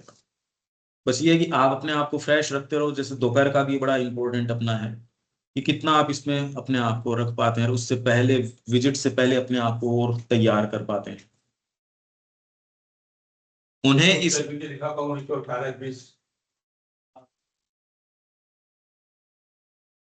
उन्हें इसने व्यावहारिक आदर्शवाद और सामाजिक, राष्ट्र संबंधी और परोपकारी भक्ति में बदल दिया है। व्यावहारिक आदर्शवाद, जो पहले जो दार्शनिक आदर्शवाद था ना यूनानी और रोमन का, उसको इसने चेंज कर दिया व्यावहारिक। प्रैक्टिकल बात करो, आपकी ब्यूटी भी प्रैक्टिकलिटी के ऊपर उतरी आई। बहुत बड़ा अंतर आ गया। अब ये कैसे हमारे घरों में प्रवेश किया, कैसे हमारी विचारधारा में, राष्ट्रीय जीवन में कैसे प्रवेश किया। आज कोई विश्व स्तर पे कोई ट्रीटी कर रहे हो, कोई लेना देना है? मतलब क्या है उसका? आपने खड़ा किया था यूएन, जो सारों के ऊपर ये कहेगा भी हर कोई किसी को खा नहीं जाए।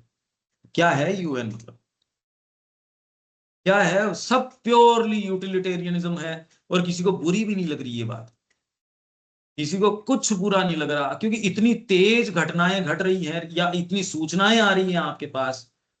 हमारी डाइजेस्टिव पावर तो है नहीं, अब पता ही नहीं क्या करें इसका। तो आप इनसेंसिटिव हो गए, चाहे आपके नेक्स्ट बिल्डिंग में बम फट जाओ, आपके यही है कि फट तो रही है, अब एक काम करो उपभोग और बढ़ाओ यार। इस तरीके से ट्रांसलेट करते हो आप इसको। बम तो फट ही रहे हैं, सब जगह फट रहे हैं। तो आपने तो उपभोग बढ़ा दो। ऐसे ट्रांसलेट करते हैं हम आजकल इसको। हम संजीदगी खो बैठे हैं आज जो हो रहा है उसको देख के। सड़क किनारे कोई पड़ा है बस, ठीक है। बम फट रहे हैं, न्यूज आप पूरा अखबार देखो तो एक्चुअल में रोज पढ़ लो चाहे वही खबरें हैं, मतलब नाम ही तो चेंज हो रहे हैं, क्या फर्क पड़ रहा है उसके अंदर विशेष। नाम चेंज होते हैं, इसका अपहरण हो गया, इसके साथ ये हो गया, इसके साथ ये हो गया, इसके साथ ये हो गया। कोई एस्थेटिक्स नहीं, कोई कुछ नहीं।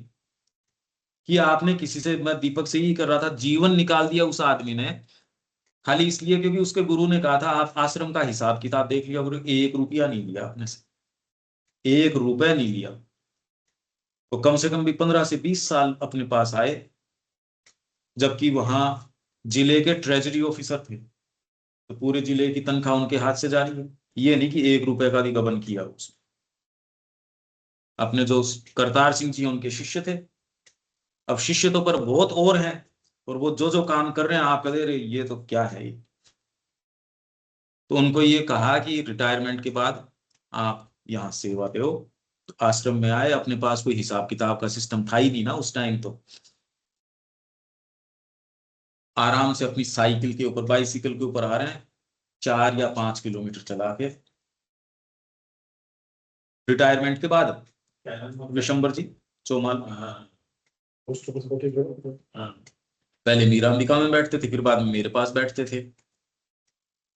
अब नहीं है। मैं कह रहा हूं खाली एक बात के ऊपर 1 रुपया तो कभी लिया नहीं, जेब से दिया। बाद में जब साइकिल चलाने की हिम्मत नहीं रही, तब फिर बाद में जो नियरेस्ट पॉइंट है वहां तक 3 व्हीलर से आते थे, 2 जगह चेंज करके। क्योंकि पहले अपने घर से एक 3 व्हीलर उनको एक वहां बस अड्डे पे या जहां भी छोड़ता था, वहां से फिर बाद में ताल या जो भी, दीपक समझता है लोकेशन को तो। पर मैं कह रहा हूँ 2 जगह चेंज करके फिर पैदल 1 किलोमीटर चलते थे वहां से। धूप है, कुछ भी है। यंग तो है नहीं, रिटायर हो चुके भाई, रिटायर होने के बाद अपना काम पकड़ा है। फाइनेंशियल पैसे लेना काम नहीं, कभी कुछ और नहीं। घंटे मेरे से चर्चा होती थी वो उस समय जिस समय वो एक वहां से बुक्स वगैरह की काम, अकाउंट्स वगैरह सब अकाउंट से आ गया था, तो उसमें कुछ कैलकुलेशन करना था सारा। तो पर गुरु की उनसे बात करो, आंखों में से आंसू आने शुरू। जबकि झुंझुनू में पेंशनर्स की जिनकी जो समस्या, उसके घर पहुंच जाएं, खुद के जेब से पैसा लगाएं, समाज सेवा करें, गुस्सा कोई है ही नहीं, मतलब ही नहीं। मतलब एक बेसिक जो है ना निष्ठा वाली बात की भुनाए नहीं आदमी की, मैंने ये कर दिया, वो है ही नहीं। नहीं तो कितने दिन कर लोगे। इतना सब काम करते हैं, उसके ऐसे चाहते हैं कि सब बढ़ाई करे, कितना करे, क्या हो, उसको तुरंत भेज। तो ये जो जो क्वालिटीज है, जो मनुष्य की खुशबू हैं, श्री अरबिंदो ने हार्मनीज ऑफ वर्च्यूज के वर्च्यू में बात करी है, जिसके अंदर केशव और विल्सन बैठ के बात कर रहे हैं, ये पहले वॉल्यूम में है, ये अपने सिलेक्शन में भी है। तो उसमें वर्च्यूज की, मनुष्य में ये नहीं है तो वो क्या है, मतलब वो क्या मरने का इंतजार कर रहे हैं यार, तुम जिंदा हो कब। मनुष्य में तो ये खुशबू होगी तो वो मनुष्य होता है। अब तो मतलब ये बातें ही नहीं है, ये खत्म। आप ये सोचिए, ये मतलब हम कहाँ आ गए। आप समझ पा रहे हैं ना इस चीज को। ये हो नहीं सकती। आज तो घर पे कोई अगर कोई आदमी आ जाए, उसको आप खाना नहीं खिला सकते, ये स्थिति हो रही है। चाहे वो आपका घर का ही व्यक्ति हो, यदि उससे कोई स्वार्थ सिद्धि नहीं हो रही आपके टर्म्स के ऊपर, तो बहुत भारी लगता है। और हो भी रही है तो भी भारी लगता है, पर बस इस कारण है कि भैया इससे ये प्राप्त होगा। मुकुस निकाल दे हाँ, खाने में, तब तो फिर तो मेरा खाना खिलाकर मुकुस निकाल दे खाने में, फिर तो आधुनिक मन जो बन गया है, इसलिए आप सोच रहे हो आप साहित्य को समझ रहे हो, उस समय के साहित्य को, पुराना जो भी साहित्य आप कहाँ समझोगे। इसलिए नहीं समझ, क्यों शिफ्ट आ गया ना। ये तो भाषा में समय समय पे शिफ्ट आ जाता है। आज हम जिन शब्दों को जिस तरीके से काम में ले रहे हैं, उन शब्दों को जो श्री अरबिंदो जिस जिस तरीके से काम में ले रहे थे, फर्क आ गया ना। तो वो जो एक्सप्रेशन है यूनानी और रोमन संस्कृति जो थी, वो दार्शनिक आदर्शवाद, उससे भी इसने हाथ अपने साफ कर लिए। ईसाई जो भक्तिवाद है उसको भी पिंड छुटा लिया इसने। अब तो व्यावहारिक आदर्शवाद हो गया, उसकी बजाय सामाजिक राष्ट्र संबंधी और परोपकारी भक्ति में बदल दिया है। अब तो भक्ति का स्वरूप आप भाई आप या तो कहोगे भी कॉन्स्टिट्यूशन सबसे ऊंचा है, ये कहने के लिए है। आप ये कह रहे हो ना, बार बार हमारे प्रधानमंत्री रोज ये बात कर रहे हैं, जबकि ये विकास का मॉडल है, ये भारतीय है भी नहीं। ये जो ये कह रहे हैं, इनको भारत की आत्मा ने इसलिए आशा से चयन किया, और ये कांग्रेस को पार बिठा रहे हैं अब तो। इनकी जो नीतियां हैं वो लगभग, अब जो गैप था जिसके लिए इनको चुना गया, इन्होंने वो गैप धीरे धीरे धीरे वहीं आ गए। क्यों? क्योंकि आधुनिक मन उन्हीं, वो जानता नहीं कोई दूसरी चीज। चरित्र निर्माण की बात नहीं कर रहे, तो हम इतने ट्रिलियन इकोनॉमी बना देंगे, ये बात कर रहे हैं। लेकिन वहाँ प्रॉब्लम है, जो डेमोक्रेसी जो है आपको गवर्न करती है वोट से। एक कश्मीर फाइल्स नहीं, काश्मीर फाइल्स आई थी, उसका एक डायलॉग था, तो कुछ करने के लिए आपको सत्ता होना जरूरी है, सत्ता होने के लिए कंप्रोमाइज भी करना पड़ेगा। तो ये तो इंटरमीडिएट फेजेस हैं, जो अगर आप वो नहीं करो, जिस तरह की डेवलपमेंट चल रही है, क्यास हो जाएगा कंट्री में। नहीं होगा। देखिए, चरित्र निर्माण की बात करें तो कोई केओस नहीं होगा, उसमें कहाँ बैठता है। आप ये सोच रहे हैं कि उनको ये चीजें पता नहीं है। प्रैक्टिकली अगर आप देखा जाए, अगर समय नहीं है, पता नहीं, अगर समय नहीं सोचने के लिए ठीक है, डेमोक्रेसी तो एक ऐसा गुण है ये, तो उसको हटा नहीं सकते ना। ठीक है।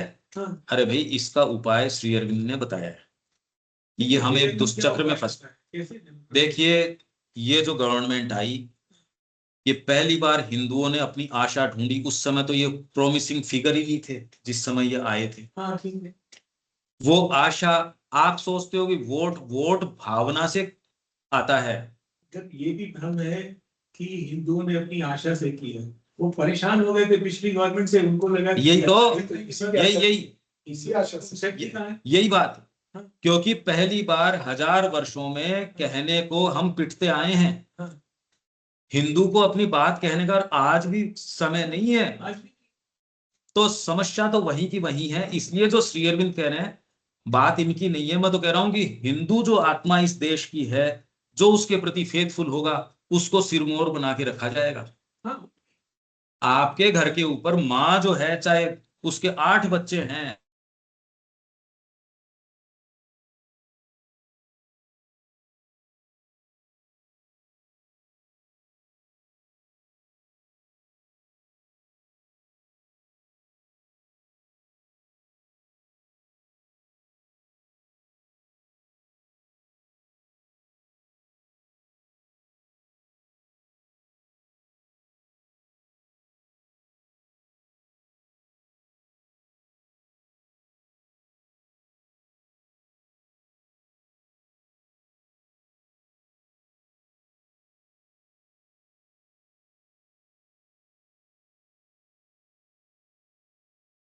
ठीक, मेरे से। तो अब आप ये देखिए, आगे चलते हैं अपन। ये श्री अरविंद जो कह रहे हैं, ये एक ऐसा चिन्मय सत्य है जो तब भी वैसे ही था और आज भी वैसे ही। तो राष्ट्र संबंधी और परोपकारी भक्ति में बदल दिया है, और इनके व्यावहारिक आदर्शवाद है, आइडियलिज्म, प्रैक्टिकल आइडियलिज्म है। अरे ये आइडियलिज्म रखेगा, सारी चीज तूने माता जी को देगी, तू क्या करेगा? इसलिए समर्पण की बात ये नहीं। फिर ऐसी प्रचलन के अंदर आ गई, आपका भी प्लान भी, मतलब आपके गीले दिनों में लकड़ी थोड़ी बचा के रखो, बाकी देनी है वो दे दो। अगर आप इस तरीके की बात करोगे, आदर्शवाद, आइडियलिज्म पर प्रैक्टिकल, और प्रैक्टिकल कौन सा? अपने भी 200 साल 300 साल पहले तक भी प्लान भी कोई हुआ ही नहीं करता था भाई। अब राजपूत सेना के साथ, राजपूतों के गढ़ के बाहर में आके औरंगजेब बैठ गया या अकबर बैठ गया, कुछ आगे बैठ गया, तो प्लान भी थोड़ा सोचते हैं। वो तो वो ये कह रहे हैं, अगर कि एक राजपूतानी हमको दे दो तो काम हो जाएगा, ये कर किया जा सकता है क्या? क्षत्रिय आदर्श कभी रह सकता है क्या? आप एक कॉम्प्रोमाइज तो आपने यदि कर लिया तो उसका फिर अंत नहीं है। इसको व्यावहारिक आदर्शवाद तो रहा नहीं ना, पर आज यही है। जहां जो होता है, अब तो खैर लेन देन ही नहीं है, जिस आइडियोलॉजी के नाम से आप वोट मांग रहे हो दूसरे दिन उसके जस्ट दूसरी वाली के ऊपर, और इसको कोई कह ही नहीं रहा कि यार तुमने तो धोखा कर दिया, तुम जिस आइडियोलॉजी के नाम से ये कर रहे थे। और नीचे गिरता जा रहा है, तो गिरता पर अपन ऐसी जगह से जहां से हमने कुछ पीछे का देखा है, कुछ आगे का देख रहे हैं, इसलिए ऊपर तक गिरता जा रहा है। क्या मोशन भी क्या है भाई? वो एक स्टोरी पढ़ी, एक आदमी जिसकी शादी हो गई, वो उसकी दादा लेने के लिए, गोने के लिए जा रहा था अपने, ठीक है। अब वो रात को लंबा रास्ता है, रात को एक हवेली में रुका खा करके यहाँ किसी के पास में। अब वो हवेली में सिस्टम था भी, नीचे कमरे बड़े रहते थे, तो अपना ऊँट बाहर बांध दिया, उसमें रुक गया, तो हवेली में से ऊपर कोई दाल बच गई, तो नीचे जो रहे थे सबको बांट दी दाल, बोली की दाल एक्स्ट्रा बच गई, कब फेंकने तो उनके काम आ जाएगी, आप लोग अपना जो बांध के लाए हो उसके साथ दाल खा लो। और दाल खा ली, उसी समय रात को आवाज आई कि साहब तो वो फलाना नवाब है, उसने अटैक कर दिया है, तो भी सब फ्रेशनेस होगा। अब उनके पास तो चॉइस ही कि चले जाओ वहां से, तो लेकिन उनका साहब दाल खा ली, नमक खा लिया, नमक खा तो सब उसके लिए लड़ते तैयार हो गए, मर गए वहां पर। अब आप समझो, ये अपने यहाँ पर चीजें अब है नहीं, कुछ भी नहीं है। ये जो सेल्फ, और वो शुगर की वो भी सेल्फ गिविंग कोई लेवल पे नहीं थी, एक तरह से आप मानो कि वो भी, मतलब वो सेल्फ गिविंग जो थी, अपने आप को होम कर देना, वो भी शिव बोले कि ये आदर्श तो इनकलकेट किए थे, मतलब गहराई तक, बोले उससे काम हालांकि नहीं चलेगा। उसका कारण है निम्न प्रकृति को आदर्श से रोका, पर आज वो इसलिए काम नहीं आ रहे क्योंकि अब आपको प्योर स्पिरिट चाहिए। अतिमानस के लिए आदर्शवाद ने अपना काम पशु को रोकने तक कर लिया, और इंडिया ने ये काम बेस्ट तरीके से किया। इंडिया ही एकमात्र ऐसा है जिसने आदर्शों की पराकाष्ठा कर दी, दैवीय पराकाष्ठा तक उसको लेके चले गए। कहाँ कर्ण और इनके सारों के जो उदाहरण हैं, एक एक के जो उदाहरण हैं, पराकाष्ठा मानवीय कल्पना से परे उठा ले गए। पर आज का जो युग है, अगर हम श्री अरविंद का युग कहें, तो उसमें इससे अब है भी नहीं, कोई आदर्शवाद काम भी नहीं दे रहा। दूसरे, आज आदर्शवाद की नहीं, आपकी प्योर स्पिरिट, नेकेड स्पिरिट की जरूरत है। वो जो रूप लाए उसी पे भावी। अगर श्री अरविंद की बात पे विश्वास करते हो तो ऐसे लोगों की अब नंबर बढ़ना चाहिए जो ये बात कह तो सके कन्विक्शन के साथ, होनी हो सो हो। अरे आप तो कन्विक्शन से कहो कि श्री अरविंद ने ये बात कही है, आपका कहने में लगता क्या है?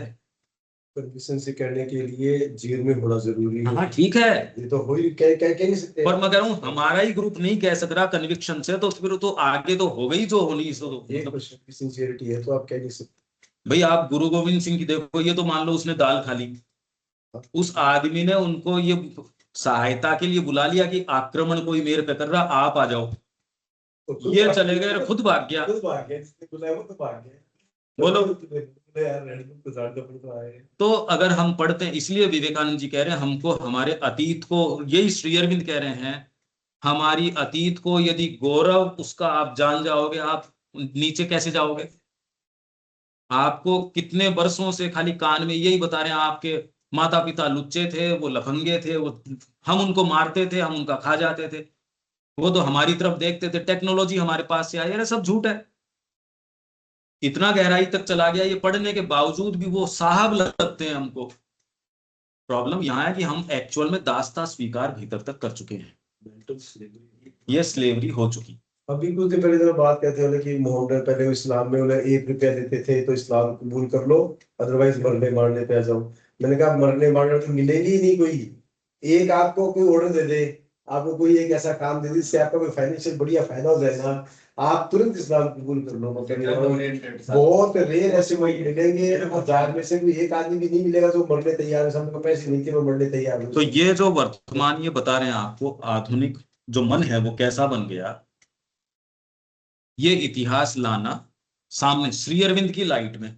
श्री अरविंद ने ये सारे को सारांश के अंदर और अपनी इंडियन कल्चर में दिया है, उन्होंने बिल्कुल परफेक्टली दिया है। पर अब ये जो एक बीच का जो गैप इन द सेंस, मतलब उसके विजुअलाइजेशंस और उसके कुछ रिप्रेजेंटेशंस इस तरीके से दो, आपको अलग से की जरूरत नहीं है, उन्हीं चीजों को सामने रख दो कि जो श्री अरविंद कह रहे हैं उसमें उन्होंने माँ के लिए इतनी डीप स्टडी करी है पूरे विश्व की हिस्ट्री की, श्री अरविंदो से बेटर और कौन जानेगा।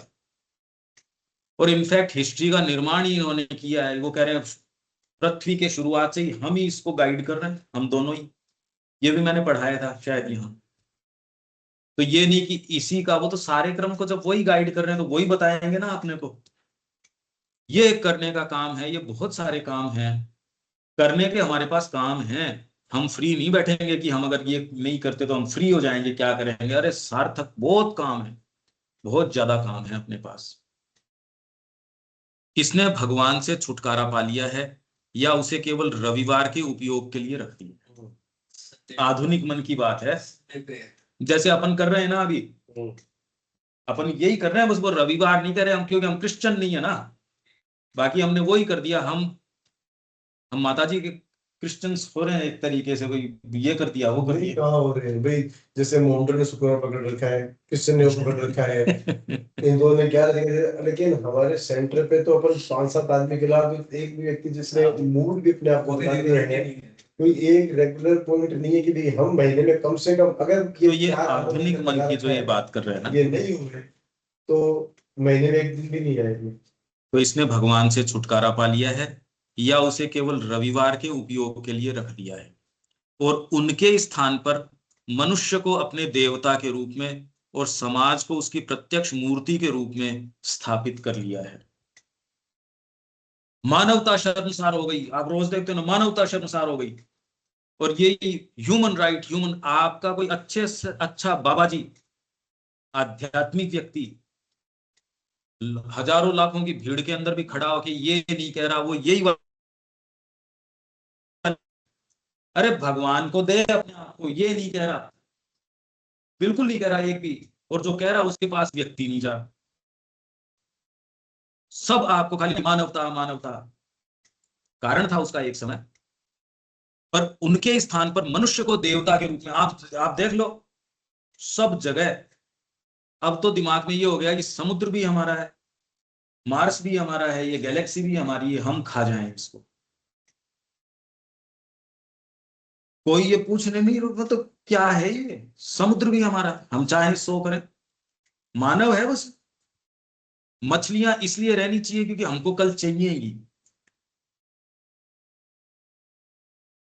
डॉग लवर्स ये कह रहे हैं भाई इसके बिना तो हमारी एग्जिस्टेंस, ऐसे डॉग की अपने आप में राइट है या नहीं है वो नहीं, होना चाहिए, ठीक है। पेड़ पौधे इसलिए कि हमको सांस चाहिए, मतलब सारी चीज केंद्रित इस पे है। आपके जो चर्चाएं भी चल रही हैं सब टोटल उनको ये कहो, जैसे एक बार हम गए थे हरियाणा में, चर्चा चल रही थी तो कई जो अच्छे सो कॉल्ड विचारक हैं देश भर के, उन्होंने इकट्ठे की। तो फिर मेरे को उन कई ने संपर्क भी किया बाद में। मैंने कहा देखिए ऐसा है, हमारी आइडियोलॉजी ह्यूमन सेंटर्ड नहीं है, इसकी बात ही नहीं समझ में आई फर्स्ट ऑफ ऑल। तो आज ये बात किसी भी सो कॉल्ड आध्यात्मिक आपके जो ये गुरु हैं और हैं, उनको ये बात ही नहीं समझ में आ सकती कि भगवान के बिना ये जीवन तो निरर्थक है। दूसरे को कह नहीं रहा ना, वो ये बात है अपनी, जो ये बात कह ही नहीं रहा। आप बारीकी से यदि ये अंतर करना जानोगे तो सब में आप ये देखोगे वो कहने से चूक रहा है ये वाली बात, और अपने मानव को उसने बिठा दिया, क्योंकि ये आधुनिक मन ये यहाँ आ गया अपने अच्छे से अच्छे रूप में। ये व्यावहारिक, नैतिक, सामाजिक, लौकिक, परोपकारवादी, मानवतावादी है आधुनिक मन। आपका अगर बेस्ट रूप होगा, नहीं तो आपको कोई दया धर्म नहीं है। हम बैठे हैं, वो भी क्या कर गुजर सकते हैं समय बताएगा। वो तो इतना सा दया धर्म नहीं है, मरो तो मरो, मेरे को तो चाहिए बस। वह केवल मानवता में निवास करता है, और गीता हमें भगवान में, हालांकि जगत के लिए भगवान में निवास करने के लिए कहती है। ये इसलिए कह रहे हैं क्योंकि आपकी जितनी बेस्ट से बेस्ट कमेंट्री आप जो कहते हो ना, क्योंकि तिलक ने लिखी और ने लिखी, जो फाइनेस्ट जो लोग हैं वो हैं ये, हमारी बात नहीं चल रही है ये। जो आपके उस समय रिफॉर्मर्स आए थे साहब, राजा राम मोहन राय है और है, वो सारे सब पश्चिम से प्रभावित थे, उनको कोई भारतीयता की स्पिरिट की कोई सेंस नहीं था, कुछ नहीं। ये साहस केवल श्री अरविंद कर रहे हैं, उनको कोई मतलब नहीं था रिफॉर्मेशन से।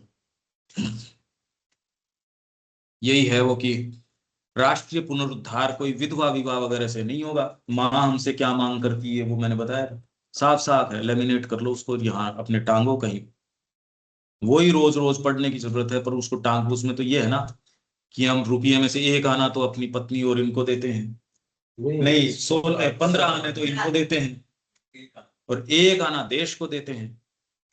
देश की बात तो माँ हमसे क्या मांग करती, माँ 16 के 16 आने मांगती है, और वो दहलीज पे उसके कदम हैं, पर वो इंतजार कर रही है कि आप ये 16 कब बनाओ। ये तो देशभक्ति की बात कर रहे हैं वो उस समय। ये अपने सामने टांग लो, ये जो अगर टांग सकते हो जितने भी, कहोगे तो मैं दे दूंगा आपको ये टांगने के लिए, पर करो कुछ तो। टांग भी जाएंगे। हाँ, वो भी कर देंगे हम तो। हालांकि जगत के लिए भगवान में निवास करने के लिए कहती है, वह आधुनिक मन केवल अपने जीवन, हृदय और बुद्धि में ही निवास करता है, और गीता हमें आत्मा में निवास करने के लिए कहती है। वह अक्षर सत्ता में निवास करता है, जो सभी प्राणी हैं। सभी प्राणी मतलब चराचर जो भी जीव हैं वो सब क्षर है, और गीता हमें अक्षर और पुरुषोत्तम में भी निवास करने के लिए कहती है। वह काल की परिवर्तनशील गति में निवास करता है, और गीता हमें शाश्वत में निवास करने के लिए कहती है। आधुनिक मन गीता से कभी उस जगह जाएगा ही नहीं, सोच समझ के अपनी बाउंड्री बना लेगा। जिन्होंने भी कमेंट्री करी है उन्होंने सोच समझ के अपना दायरा यहीं तक रखा, बस कर्मण्येवाधिकारस्ते कर्मण्येवाधिकारस्ते कर्मण्य, बस। और जिसको कुछ सूट करता है वो स्थित प्रज्ञ, आपकी विनोबा जी वगैरह वो स्थित प्रज्ञ की बात करते हैं। और जितने उनसे प्रभावित है ईमानदार लोग हैं, ये नहीं कि वो नहीं है, और वो उसके ऊपर मूवमेंट भी करते हैं। अरे पर वो तो अपनी आइडियोलॉजी से ही बंधा हुआ है, तो आपको उससे बंधने की क्या जरूरत है। पहले तो सुचिंतित तरीके से देखो कि ये अल्टीमेटली लेके कहां जा सकता है। और गीता हमें शाश्वत में निवास करने के लिए कहती है। या फिर यदि इन उच्चतर वस्तुओं की अब अस्पष्ट रूप से परिकल्पना की भी जाने लगी है, तो भी यह केवल उन्हें मनुष्य और समाज के अधीन करने के लिए है। किसको? अक्षर और पुरुषोत्तम को। या कोई हायर कोई चीज है तो मनुष्य के ही काम नहीं आई, तो आप ये क्या, तो भगवान शिव के पास जा रहे हो। तो ये सबसे पहले ये मूवमेंट कब शुरू हुआ? जब इंडिया से महेश योगी गए फॉरेन पहली बार, तो उन्होंने ट्रांसेंडेंटल मेडिटेशन वगैरह करवाने शुरू करे। उसके बाद और फिर उस समय आपके जो हिप्पी मूवमेंट है और है, एलएसडी वगैरह आई। तो एलएसडी जब आप लेते थे तो आपके ये जो फिल्टर है ब्रेन का, उसको वो ब्रीच करता था। ब्रीच करने से आपको कई बीइंग्स दिखते थे और दिखते थे, जो आपको जिस तरीके के वर्णन गरुड़ पुराण वगैरह में मिलते हैं। तो यार चक्कर तो है, उससे पहले तो नहीं मानते थे, कुछ तो है। तो उन्होंने ब्रेन की मैपिंग करनी शुरू करी, तब से शुरू हुआ ये ब्रेन मैपिंग शुरू हुई। अच्छा शुरू हुई तो उसके ग्राफ निकल के आए। तो उन्होंने अलग अलग जो बहुत डीप मेडिटेशन के अंदर जाते हैं, क्रिश्चियन नन्स हैं, फिर आपके बुद्धिस्ट मंक्स हैं, इनको पकड़ा कि जो वास्तव में इसके टीचर्स हैं, जो डीप उसके अंदर ट्रांस में या उसमें जाते हैं, उनको लेके आए। अलग अलग जब स्टडी करना शुरू कर दिया तो इन्होंने हर सैंपल उठाया और उठा के पैटर्न को स्टडी किया। स्टडी करके पहली बार उन्होंने स्वीकार किया कि ये जो बोल रहे हैं ठीक कह रहे हैं, ये ठीक कह रहे हैं। इनके जो ब्रेन का पैटर्न है वो डेफिनेटली हम जिस तरीके का जगत देख रहे हैं उससे ज्यादा इंटेंस है और उससे ज्यादा रियल है। तो आपको इन्होंने स्पिरिचुअलिटी को मान लिया नहीं, तो फिर आगे तो उनसे पूछा गया फाइनल वर्डिक्ट क्या है, तो कहा कि भी जिस तरीके के आपके केमिकल बैलेंस होगा तो वही है स्पिरिचुअलिटी। स्पिरिचुअलिटी प्रोडक्ट उसका है। आपके अगर ये दृष्टिकोण होगा तो आप चाहे कितने भी परीक्षण कर लो, कुछ भी कर लो, कितनी भी सो कॉल्ड डिसइंटरेस्टेड इंक्वायरी है, आप अगर उन लोगों के बीच में बैठे हो आप उनसे आर्ग्यू नहीं कर सकते हो। आपकी अभी तक पढ़ी लिखी बातों के कोई पांव नहीं है कि आप उनके पास अगर उनकी उसमें बैठे हो, उनकी सारी स्टडी वो दिखा देंगे आपको, ऑब्जेक्टिवली दिखा देंगे भाई, केस स्टडी दिखाएंगे। और उसमें परिवर्तन करना भी जानते हैं वो, कि ब्रेन में पर्टिकुलर ये पार्ट इस चीज के लिए रेस्पॉन्सिबल है, देखो मैं कर लूंगा ये काम, ये भी करवा दूंगा मैं। तो आप कहते यार इसने तो भगवान को भी गोली के अंदर बंद कर दिया। तो महेश योगी ने फिर बाद में ये काम शुरू किया कि उनको मेडिटेशन करवाना शुरू किया। मेडिटेशन करवा के, और उन्होंने कहा ये काम तो ठीक है क्योंकि लाइफ पे इसका असर पड़ता है, अब आपकी कंपनी ठीक चलती है। पहले जो आप घर के ऊपर ढंग से नहीं काम कर रहे थे, अब पत्नी से भी ठीक होने लग गया। ये ठीक है, इफेक्टिव है, इनका मेडिटेशन इफेक्टिव है। तो आप कहोगे इन्होंने स्पिरिचुअलिटी को स्वीकार कर लिया, स्वीकार नहीं किया। वो क्या कह रहे हैं, उच्चतर वस्तुओं की स्पष्ट अस्पष्ट रूप से परिकल्पना की भी जाने लगी है, तो भी यह केवल उन्हें मनुष्य और समाज के अधीन करने के लिए ही है। कि आप भगवान के लिए नहीं हो, भगवान से सो कॉल्ड मिलने वाली चीजें हैं, वो आपके मंसूबों को ठीक करने के लिए है। जैसा कि हम जनरली यहाँ कहते हैं, हम तो माँ के प्रति भाव रखते हैं, अरे उस सड़ांध को क्यों नहीं छोड़ रहे पीछे वाली को, वो सड़ांध को ठीक करने के लिए है। बस माँ को बुला लिया, इसलिए मैं जो परेशान हो रहा था ना, माँ ने नौकरी लगवा दी, माँ ने ये कर दिया। इसका मतलब क्या निकल रहा है, मतलब क्या निकल रहा है इसका, ये ही प्रचलन में है। आप उनके पास जाते हो तो ये कह रहे हैं, ये आधुनिक मन का तरीका यही है, यही हमने सीखा है, देने के आनंद के लिए देना। ये तो कहता ही कौन है, कौन कह रहा है ये बात। अरे भी जब हम इतने क्लोजली मास्टरी से जुड़े हैं, ये कहने में, बात को रखने में, सीधी चीज को सीधा पकड़ने में हिचकिचा रहे हैं, और किससे आशा करते हो। जब हम यहाँ आनाकानी कर रहे हैं तो और कौन होगा, हम रिप्रेजेंट कर रहे हैं ना कॉमन मनुष्य जाति को। ये भी नहीं कि हम खराब वाले लोग हैं, ये भी नहीं कि हम वो कोई ऊपर वाली रेंज के हैं, अरे कॉमन है, वो ही है बस। तो इसलिए मनुष्य और समाज के अधीन करने के लिए माँ मेरे इसको जचाए रखे, बस तो माँ काम की है। और माँ अगर हाथ रख देगी, ये माँ कह रही है बेटा तेरा बच्चा तो हम ही रखेंगे, यानी तेरी पत्नी को तो हम ही रखेंगे, फिर देखो कैसी बातें उठ के आती हैं। चाहे उससे आप झगड़ा ही कर रहे थे, फिर देखो बातें, देखो आपकी क्या उठ के आती है। माता जी ये कहें कि नहीं, मेरे को मेरे काम के लिए चाहिए।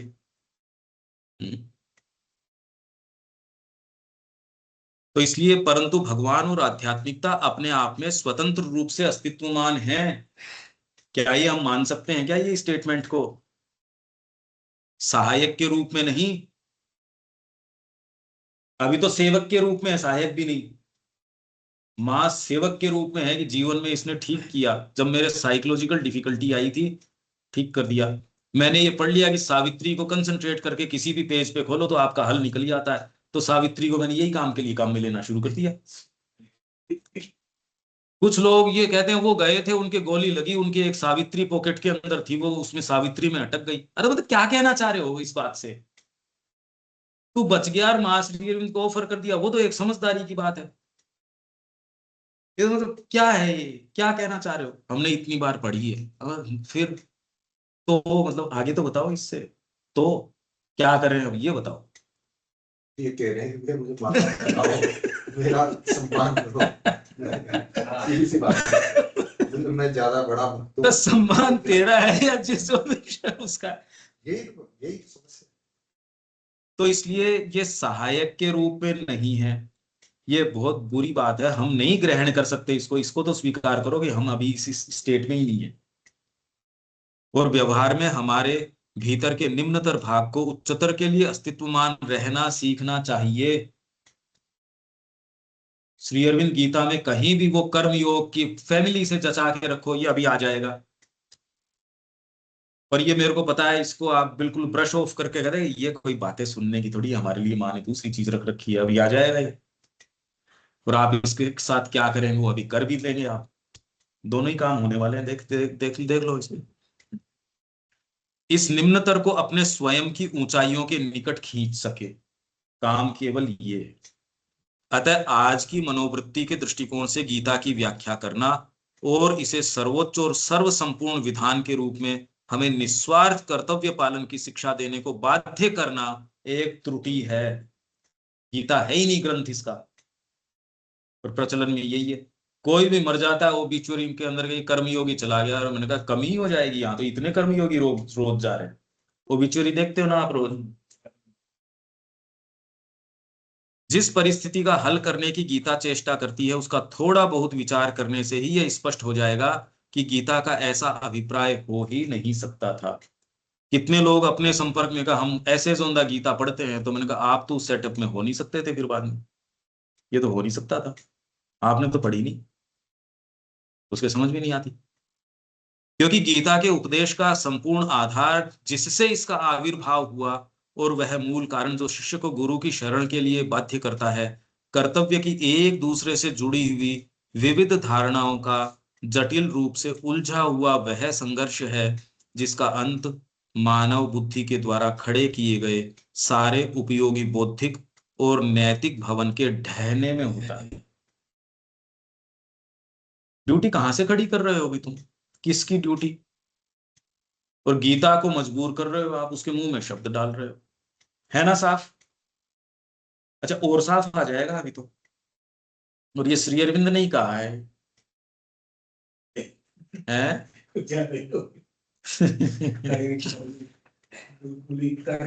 कोई लाग लपेट नहीं है ना इसके अंदर।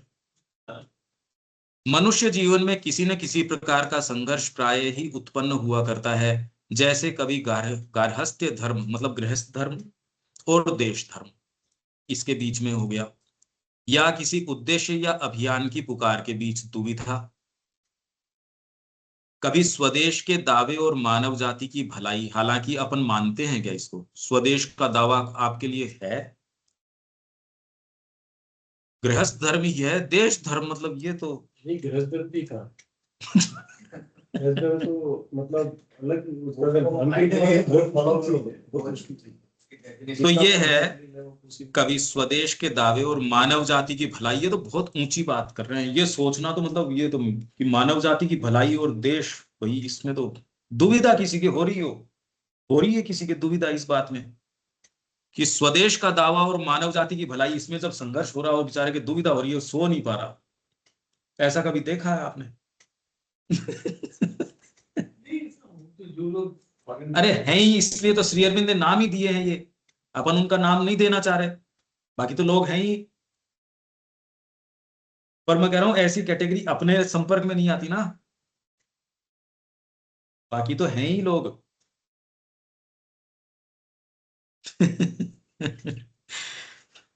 या किसी बृहत्तर धार्मिक या नैतिक सिद्धांत के बीच संघर्ष, मानव जाति की भलाई और कोई बृहत्तर धार्मिक उद्देश्य, यहां तक कि एक आंतरिक संकट या समस्या भी उत्पन्न हो सकती है, जैसी कि गौतम बुद्ध के जीवन में उपस्थित हुई थी, जिसमें अंतस्थित भगवान के आदेश का पालन करने के लिए सभी कर्तव्यों को त्याग देना, कुचल डालना और एक और फेंक देना होता है। हमारे अराइज नहीं करेगी, उसके सच्चाई थी अंतरात्मा की, इसलिए हो गई, हमारे नहीं होगी वो, उसके कोई पीड़ा नहीं थी। अगर बुद्ध को देखो तो आपकी बाहरी रूप से कोई पीड़ा ही नहीं थी उस आदमी के। क्या पीड़ा थी भाई? अगर आप उस साइकोलॉजिकल स्टेट पे नहीं जाओ तो उसको न तो कोई तालमेल बिठाना था, न कोई और कोई वो काम नहीं करना था जिस जो हम बहाना लेके जो बोलते हैं जनरली। एक बार आप इसके सामने से वो सारे बहाने जो हमारे हैं प्रचलन के अंदर, जो जनरली माँ की कृपा होगी तो हम जरूर आएंगे, तो आप समझते होगे ये नहीं आए, माँ की कृपा होगी तो हम ये करेंगे। तो माँ कह के गई थी मेरी कृपा नहीं है, ये कह के गई थी क्या? और आप अगर चले जाते तो वो ये कहती नहीं, कृपा खींच ली मैंने तेरी वापस। कितनी अजीब बात है, हमने ये कॉमनली ये एक इसका सिनोनिम बना दिया, इसका कृपा शब्द को, कि मेरी मक्कारी को कृपा से ढकने का सिनोनिम में कॉमन बना दिया, जैसे हरी इच्छा। इसका मतलब ये है कि आप नहीं करोगे ये। परीक्षा को जान भी पाएंगे। तो इसलिए उपस्थित हुई थी, जिसमें अंतस्थित भगवान के आदेश का पालन करने के लिए सभी कर्तव्यों को त्याग देना, कुचल डालना और एक और फेंक देना होता है। अच्छा, आप जो बातें करते हो अगर आप उसको देखोगे इन कर्तव्यों के दायरे की यदि करते हो, तो क्या बस भगवान ने यही दिए हैं, यही ड्यूटी है, यही वाली बातें हैं, इसमें मैंने ये कर लिया, अरे यार इसको कुचलने की बात कर रहे हैं ये तो। तो इसलिए मां से पूछो वो आपसे क्या चाहती, बस यही बात हम कल कर रहे थे। मैं नहीं सोच सकता कि गीता इस प्रकार के आंतरिक संकट काल का समाधान बुद्ध को पुनः अपनी पत्नी और पिता के पास भेजकर और उन्हें पुनः शाक्य राज्य की बागडोर हाथ में देकर करे। न ही यह एक रामकृष्ण को किसी स्वदेशी पाठशाला में पंडित बनकर छोटे बालकों को निष्काम भाव से पाठ पढ़ाने का निर्देश करेगी। न ही यह एक विवेकानंद को अपने परिवार के भरण पोषण के लिए बाध्य करेगी और इसके लिए निष्काम रूप से वकालत या चिकित्सा या पत्रकारिता का पेशा अपनाने को कहेगी, जबकि उनके तो संकट बड़ी भारी। विवेकानंद जी का यदि आप देखो, उनकी तो प्रैक्टिकल लाइफ में बड़ी समस्या वाली चीज थी। रामकृष्ण जी ने कहा तू जा मांग ले मां से, 3 बार गए, मांगा थोड़ी, कोई मांग थोड़ी सके। ये है अंतरात्मा की सच्चाई। हमको रामकृष्ण जी को कहने की जरूरत नहीं कि तू मांग ले, हमको एक जरूरत थोड़ी है उनको कहने की। हम तो रामकृष्ण जी के पास ही मांग करते हुए जाएंगे। ये आपके आंतरिक पोइज से सारी चीज होती है, ये बाहरी है नहीं कोई चीज। गीता निस्वार्थ कर्तव्य पालन की नहीं अपितु दिव्य जीवन के अनुसरण की शिक्षा देती है। सर्वधर्मान, सभी धर्मों का परित्याग करके एकमात्र परमात्मा की ही शरण ग्रहण करने की शिक्षा देती है। और एक बुद्ध, एक रामकृष्ण या एक विवेकानंद की दिव्य क्रिया गीता की इस शिक्षा के पूर्णतः अनुरूप ही है। अब इसका कैसे पता चले? यही नहीं, यद्यपि गीता कर्म को अकर्म से श्रेष्ठ मानती है, परंतु कर्म संन्यास का निषेध नहीं करती, अपितु उसे भी भगवान तक पहुंचने के अनेक मार्गों में से एक के रूप में स्वीकार करती है। यदि उसकी प्राप्ति केवल कर्म तथा जीवन तथा सभी कर्तव्यों के त्याग करने से ही होती हो और भीतर से पुकार प्रबल हो, तो इन सबको अग्नि में होम कर ही देना होगा। इसमें किसी का कोई वश नहीं चलता। भगवान की पुकार अलंघ्य है, अलंघ्य है, और अन्य किसी भी हेतुओं के सामने इसकी तुलना नहीं की जा सकती। है ना साहब? कोई हेतु इसके मार्ग में नहीं है। तो गीता से जो लोग अपनी बातें कहलवाना चाह रहे हैं, गीता उसका ग्रंथ नहीं।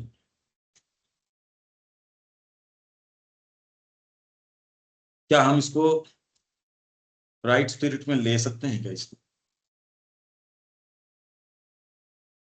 और अब गीता प्रबंध इस दृष्टिकोण से देखें। श्री अरविंद के पास गीता प्रबंध पढ़ के ही कई लोग आए थे। दिलीप मोरो है, वो ओवरवेल्म्ड थे इस बात से। निष्ठा जो आई थी, वो जो हाँ प्रेसिडेंट की बेटी थी, वो मार्गरेट विल्सन। हाँ मार्गरेट विल्सन, उनके कैंसर हो गया तो माँ ने कहा कि बेटा वहां चली जा, तेरा इलाज ठीक हो जाएगा। तो उनका इलाज हो सकता है शरीर का हो भी जाए, आत्मा का नहीं, वो तो हमारे पास से तो दूर, अच्छा कैसे हो सकता है तेरा? तो मैं नहीं जाऊंगी। वो अगर चली जाती तो ये भी तो होता कि भी माँ ने भेजा है, उस माँ की कृपा उसके साथ गई है। इसमें क्या दिक्कत थी? इसमें कोई दिक्कत नहीं थी ना। और उसने वर्ण किया, ये वर्ण आपको करने से कोई रोकता है क्या? उसमें तो जब माँ ने मुंह से कह दिया है कि तू चली जा, यही बात उनकी लक्ष्मण जी की थी। उनको ये सारे कारण बता दिए कि राजा की स्थिति ये है, रानियों की ये है, राजगद्दी पे कोई है नहीं, जनता बेचारी परेशान है, तू अगर इसके अंदर जाता है तो देख ये सारी चीजें हैं। लक्ष्मण जी ने जो जवाब दिया उसके अलावा आप जवाब नहीं दे सकते, और वो जवाब आप फ्रेम करके कह भी नहीं सकते। उन्होंने कहा जी ये नाते मेरे थे कब जो आज पैदा हो गए, ये थे कब मेरे?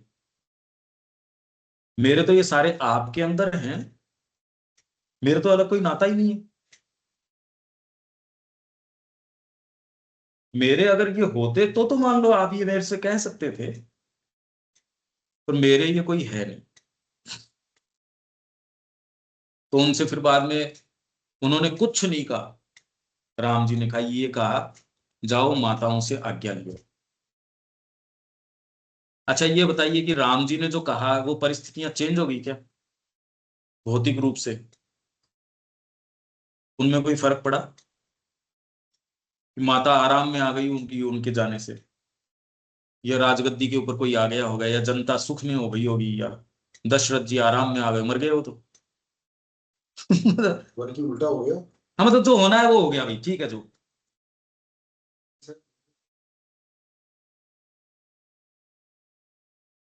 बार बार सोचने पे मजबूर करते हैं। जैसे कहते हैं ना राम जी का चरित्र, श्री राम जी का चरित्र देखो तो उनके पास क्या ऑप्शन था भाई? पिताजी ने जब कहा है, पिताजी वो मतलब मुंह से नहीं कह पा रहे, लेकिन उनको पता है कि उनका हृदय उनके लिए कितना है।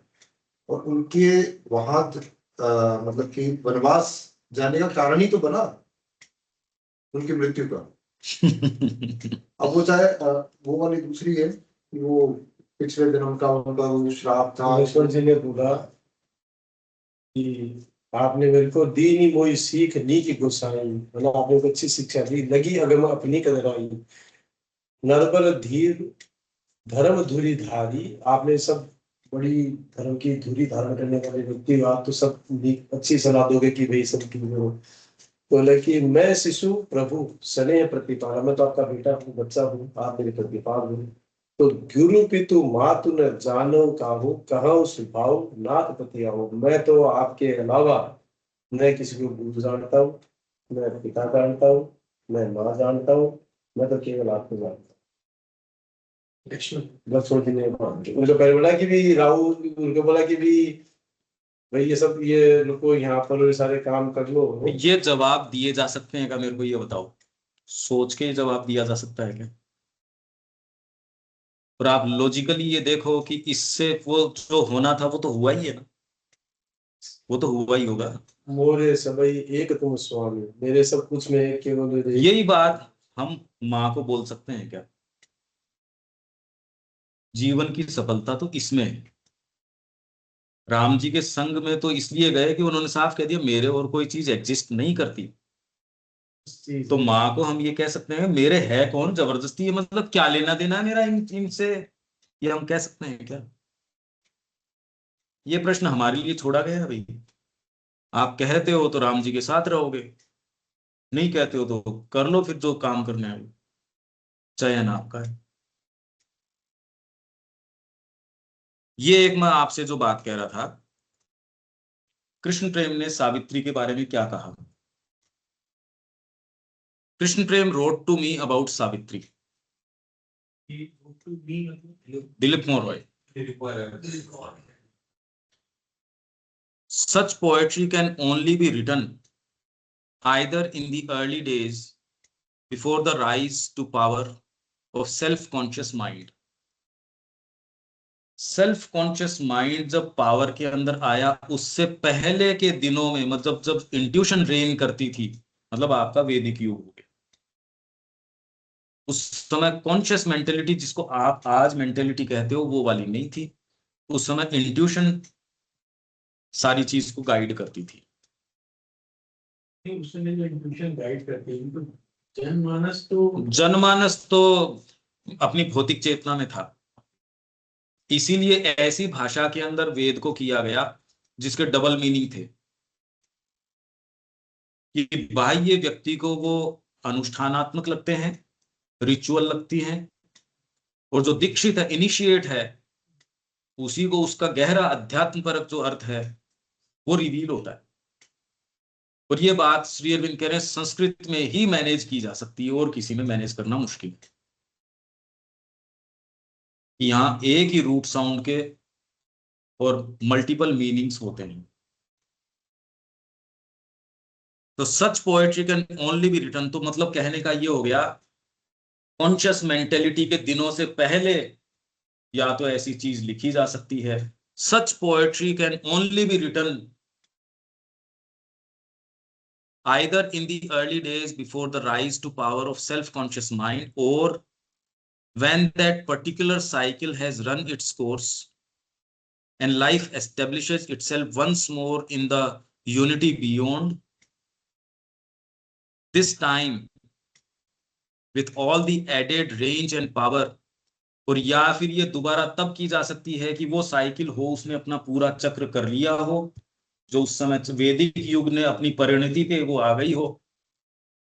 मतलब या तो आदि काल में करी जा सकती है, या उस बीज ने अपना वृक्ष करके अपने पूर्ण प्रसार कर लिया है with all the added range. अब मतलब और भव्यता से ये काम हो चुका है। And power that has been gained during the reign of mind. It is an omen, मतलब ये इस चीज का एक शकुन है या आगमन सूचक है, omen of the utmost significance and hope that in these years of darkness and despair। अब इन शब्दों को हम तो देखो नहीं समझते, पर वो व्यक्ति वो क्या कह रहा है कि ये डार्कनेस और डिस्पेयर के ये जो जो ये चल रहे हैं समय, World War I और II थी, इसका ही तो वो नहीं भी हो तो भी डार्कनेस है। अगर आपको आशा कोई जीवन में, आप क्यों जीना चाहते हो, कोई जीवन का उद्देश्य तो हो। अगर उद्देश्य आपके सामने नहीं रख रखा हो तो आप क्यों जी रहे हो। हर जने को मान लो दिक्कत नहीं है, पर ये अर्थली एग्जिस्टेंस क्यों है, ये प्रश्न तो आना चाहिए। हो क्या रहा है, मतलब ये सारे लोग हैं कहाँ, कर क्या रहे हैं, ये प्रश्न तो उठने चाहिए।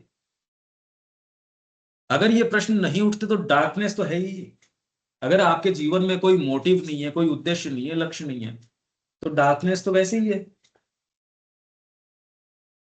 तो years of darkness and despair, such a poem as Savitri should have appeared. ऐसी चीज अपीयर हो गई इस समय। Let us salute the dawn. आइए हम प्रणाम करें इसको।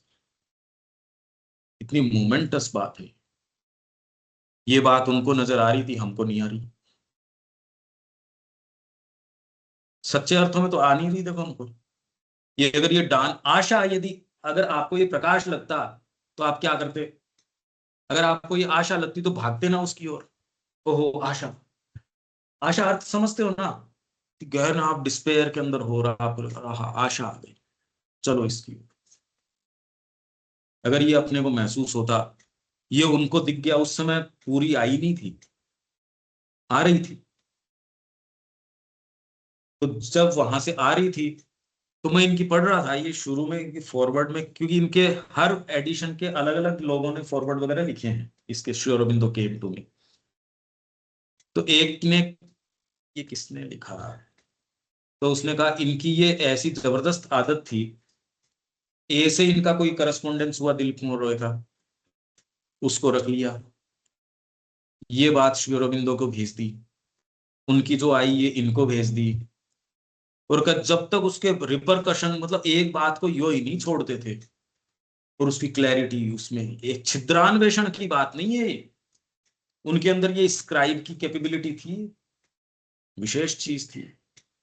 इसीलिए इनको देखा तो महेंद्र नाथ जी जो थे ना, जिन्होंने रामकृष्ण जी की जीवनी लिखी है, वो मिले थे इनसे, दिलीप कुमार, जब ये स्कूल बॉय थे उस समय, इनके घर आए थे। तो कहा बेटा ऐसा है, जीवन में कोई भी महान विभूति से मिले उसके बारे में लिखना। हाँ, क्योंकि ये तो मैंने आपको कल बताया था, ये तो बंगाल की फोरमोस्ट फैमिलीज के अंदर से आते हैं ना। तो महेंद्र नाथ जी उनको उस समय मिले थे, उनको कुछ दिख गया होगा इनके अंदर। तो ये तो स्कूल ड्रेस में ही थे, स्कूल से आए थे। तो मेरे को तो उस टाइम पता नहीं कि मैंने ऐसा क्यों, उन्होंने मेरे से ऐसा क्यों कहा। तो कहा तेरे तू कोई भी ऐसे व्यक्ति से मिले उसके बारे में लिख। ये हमारे जीवन की कुछ इंटेंसिटीज, कुछ चीजें हैं, और ये संभव है, और ये कहीं ऐसे है नहीं। अब कहाँ है ये, इसको कहीं खोजने के लिए कहीं जाना नहीं। ये आपसे कोई ले सकता नहीं, ये वाली चीजें आपसे कोई छीन सकता नहीं, ये आपकी बढ़ ही सकती हैं, कम नहीं हो सकती, पर है कहाँ, बात तो ये है। तो हमारा आज का तो देखो ये हो गया समय तो मैं जी कैपिटल एम से उनको कहा, एम, कैपिटल एम। मैं महाशय, मैं। और उनकी जीवनी बड़ी, मतलब जहां से वो लिखते हैं वो तो बीच से लिखते हैं ना, मैं कमरे में गया, इस तरीके का है। और जबकि वर्ल्ड की सबसे इन्फ्लुएंशियल बायोग्राफीज में से एक है वो, जबकि बायोग्राफी के रूप में है भी नहीं, रामकृष्ण वचनामृत। हाँ वो तो महेंद्रनाथ और रामकृष्ण परमहंस के बीच में डायलॉग जो होते हैं वो एक जबकि सबसे पावरफुल बायोग्राफीज में से है, बहुत चर्चित के अंदर तो फिर बाद में आपके इनकी योगानंद जी की है। फोटोग्राफी ऑफ योगानंद जी की तो योगदान है। हाँ, योगानंद जी की है ना, ऑटोबायोग्राफी ऑफ योगी। चमत्कार हर पेज पे भरे पड़े हैं, मतलब थोक में भरे पड़े, और सारे सच्चे हैं।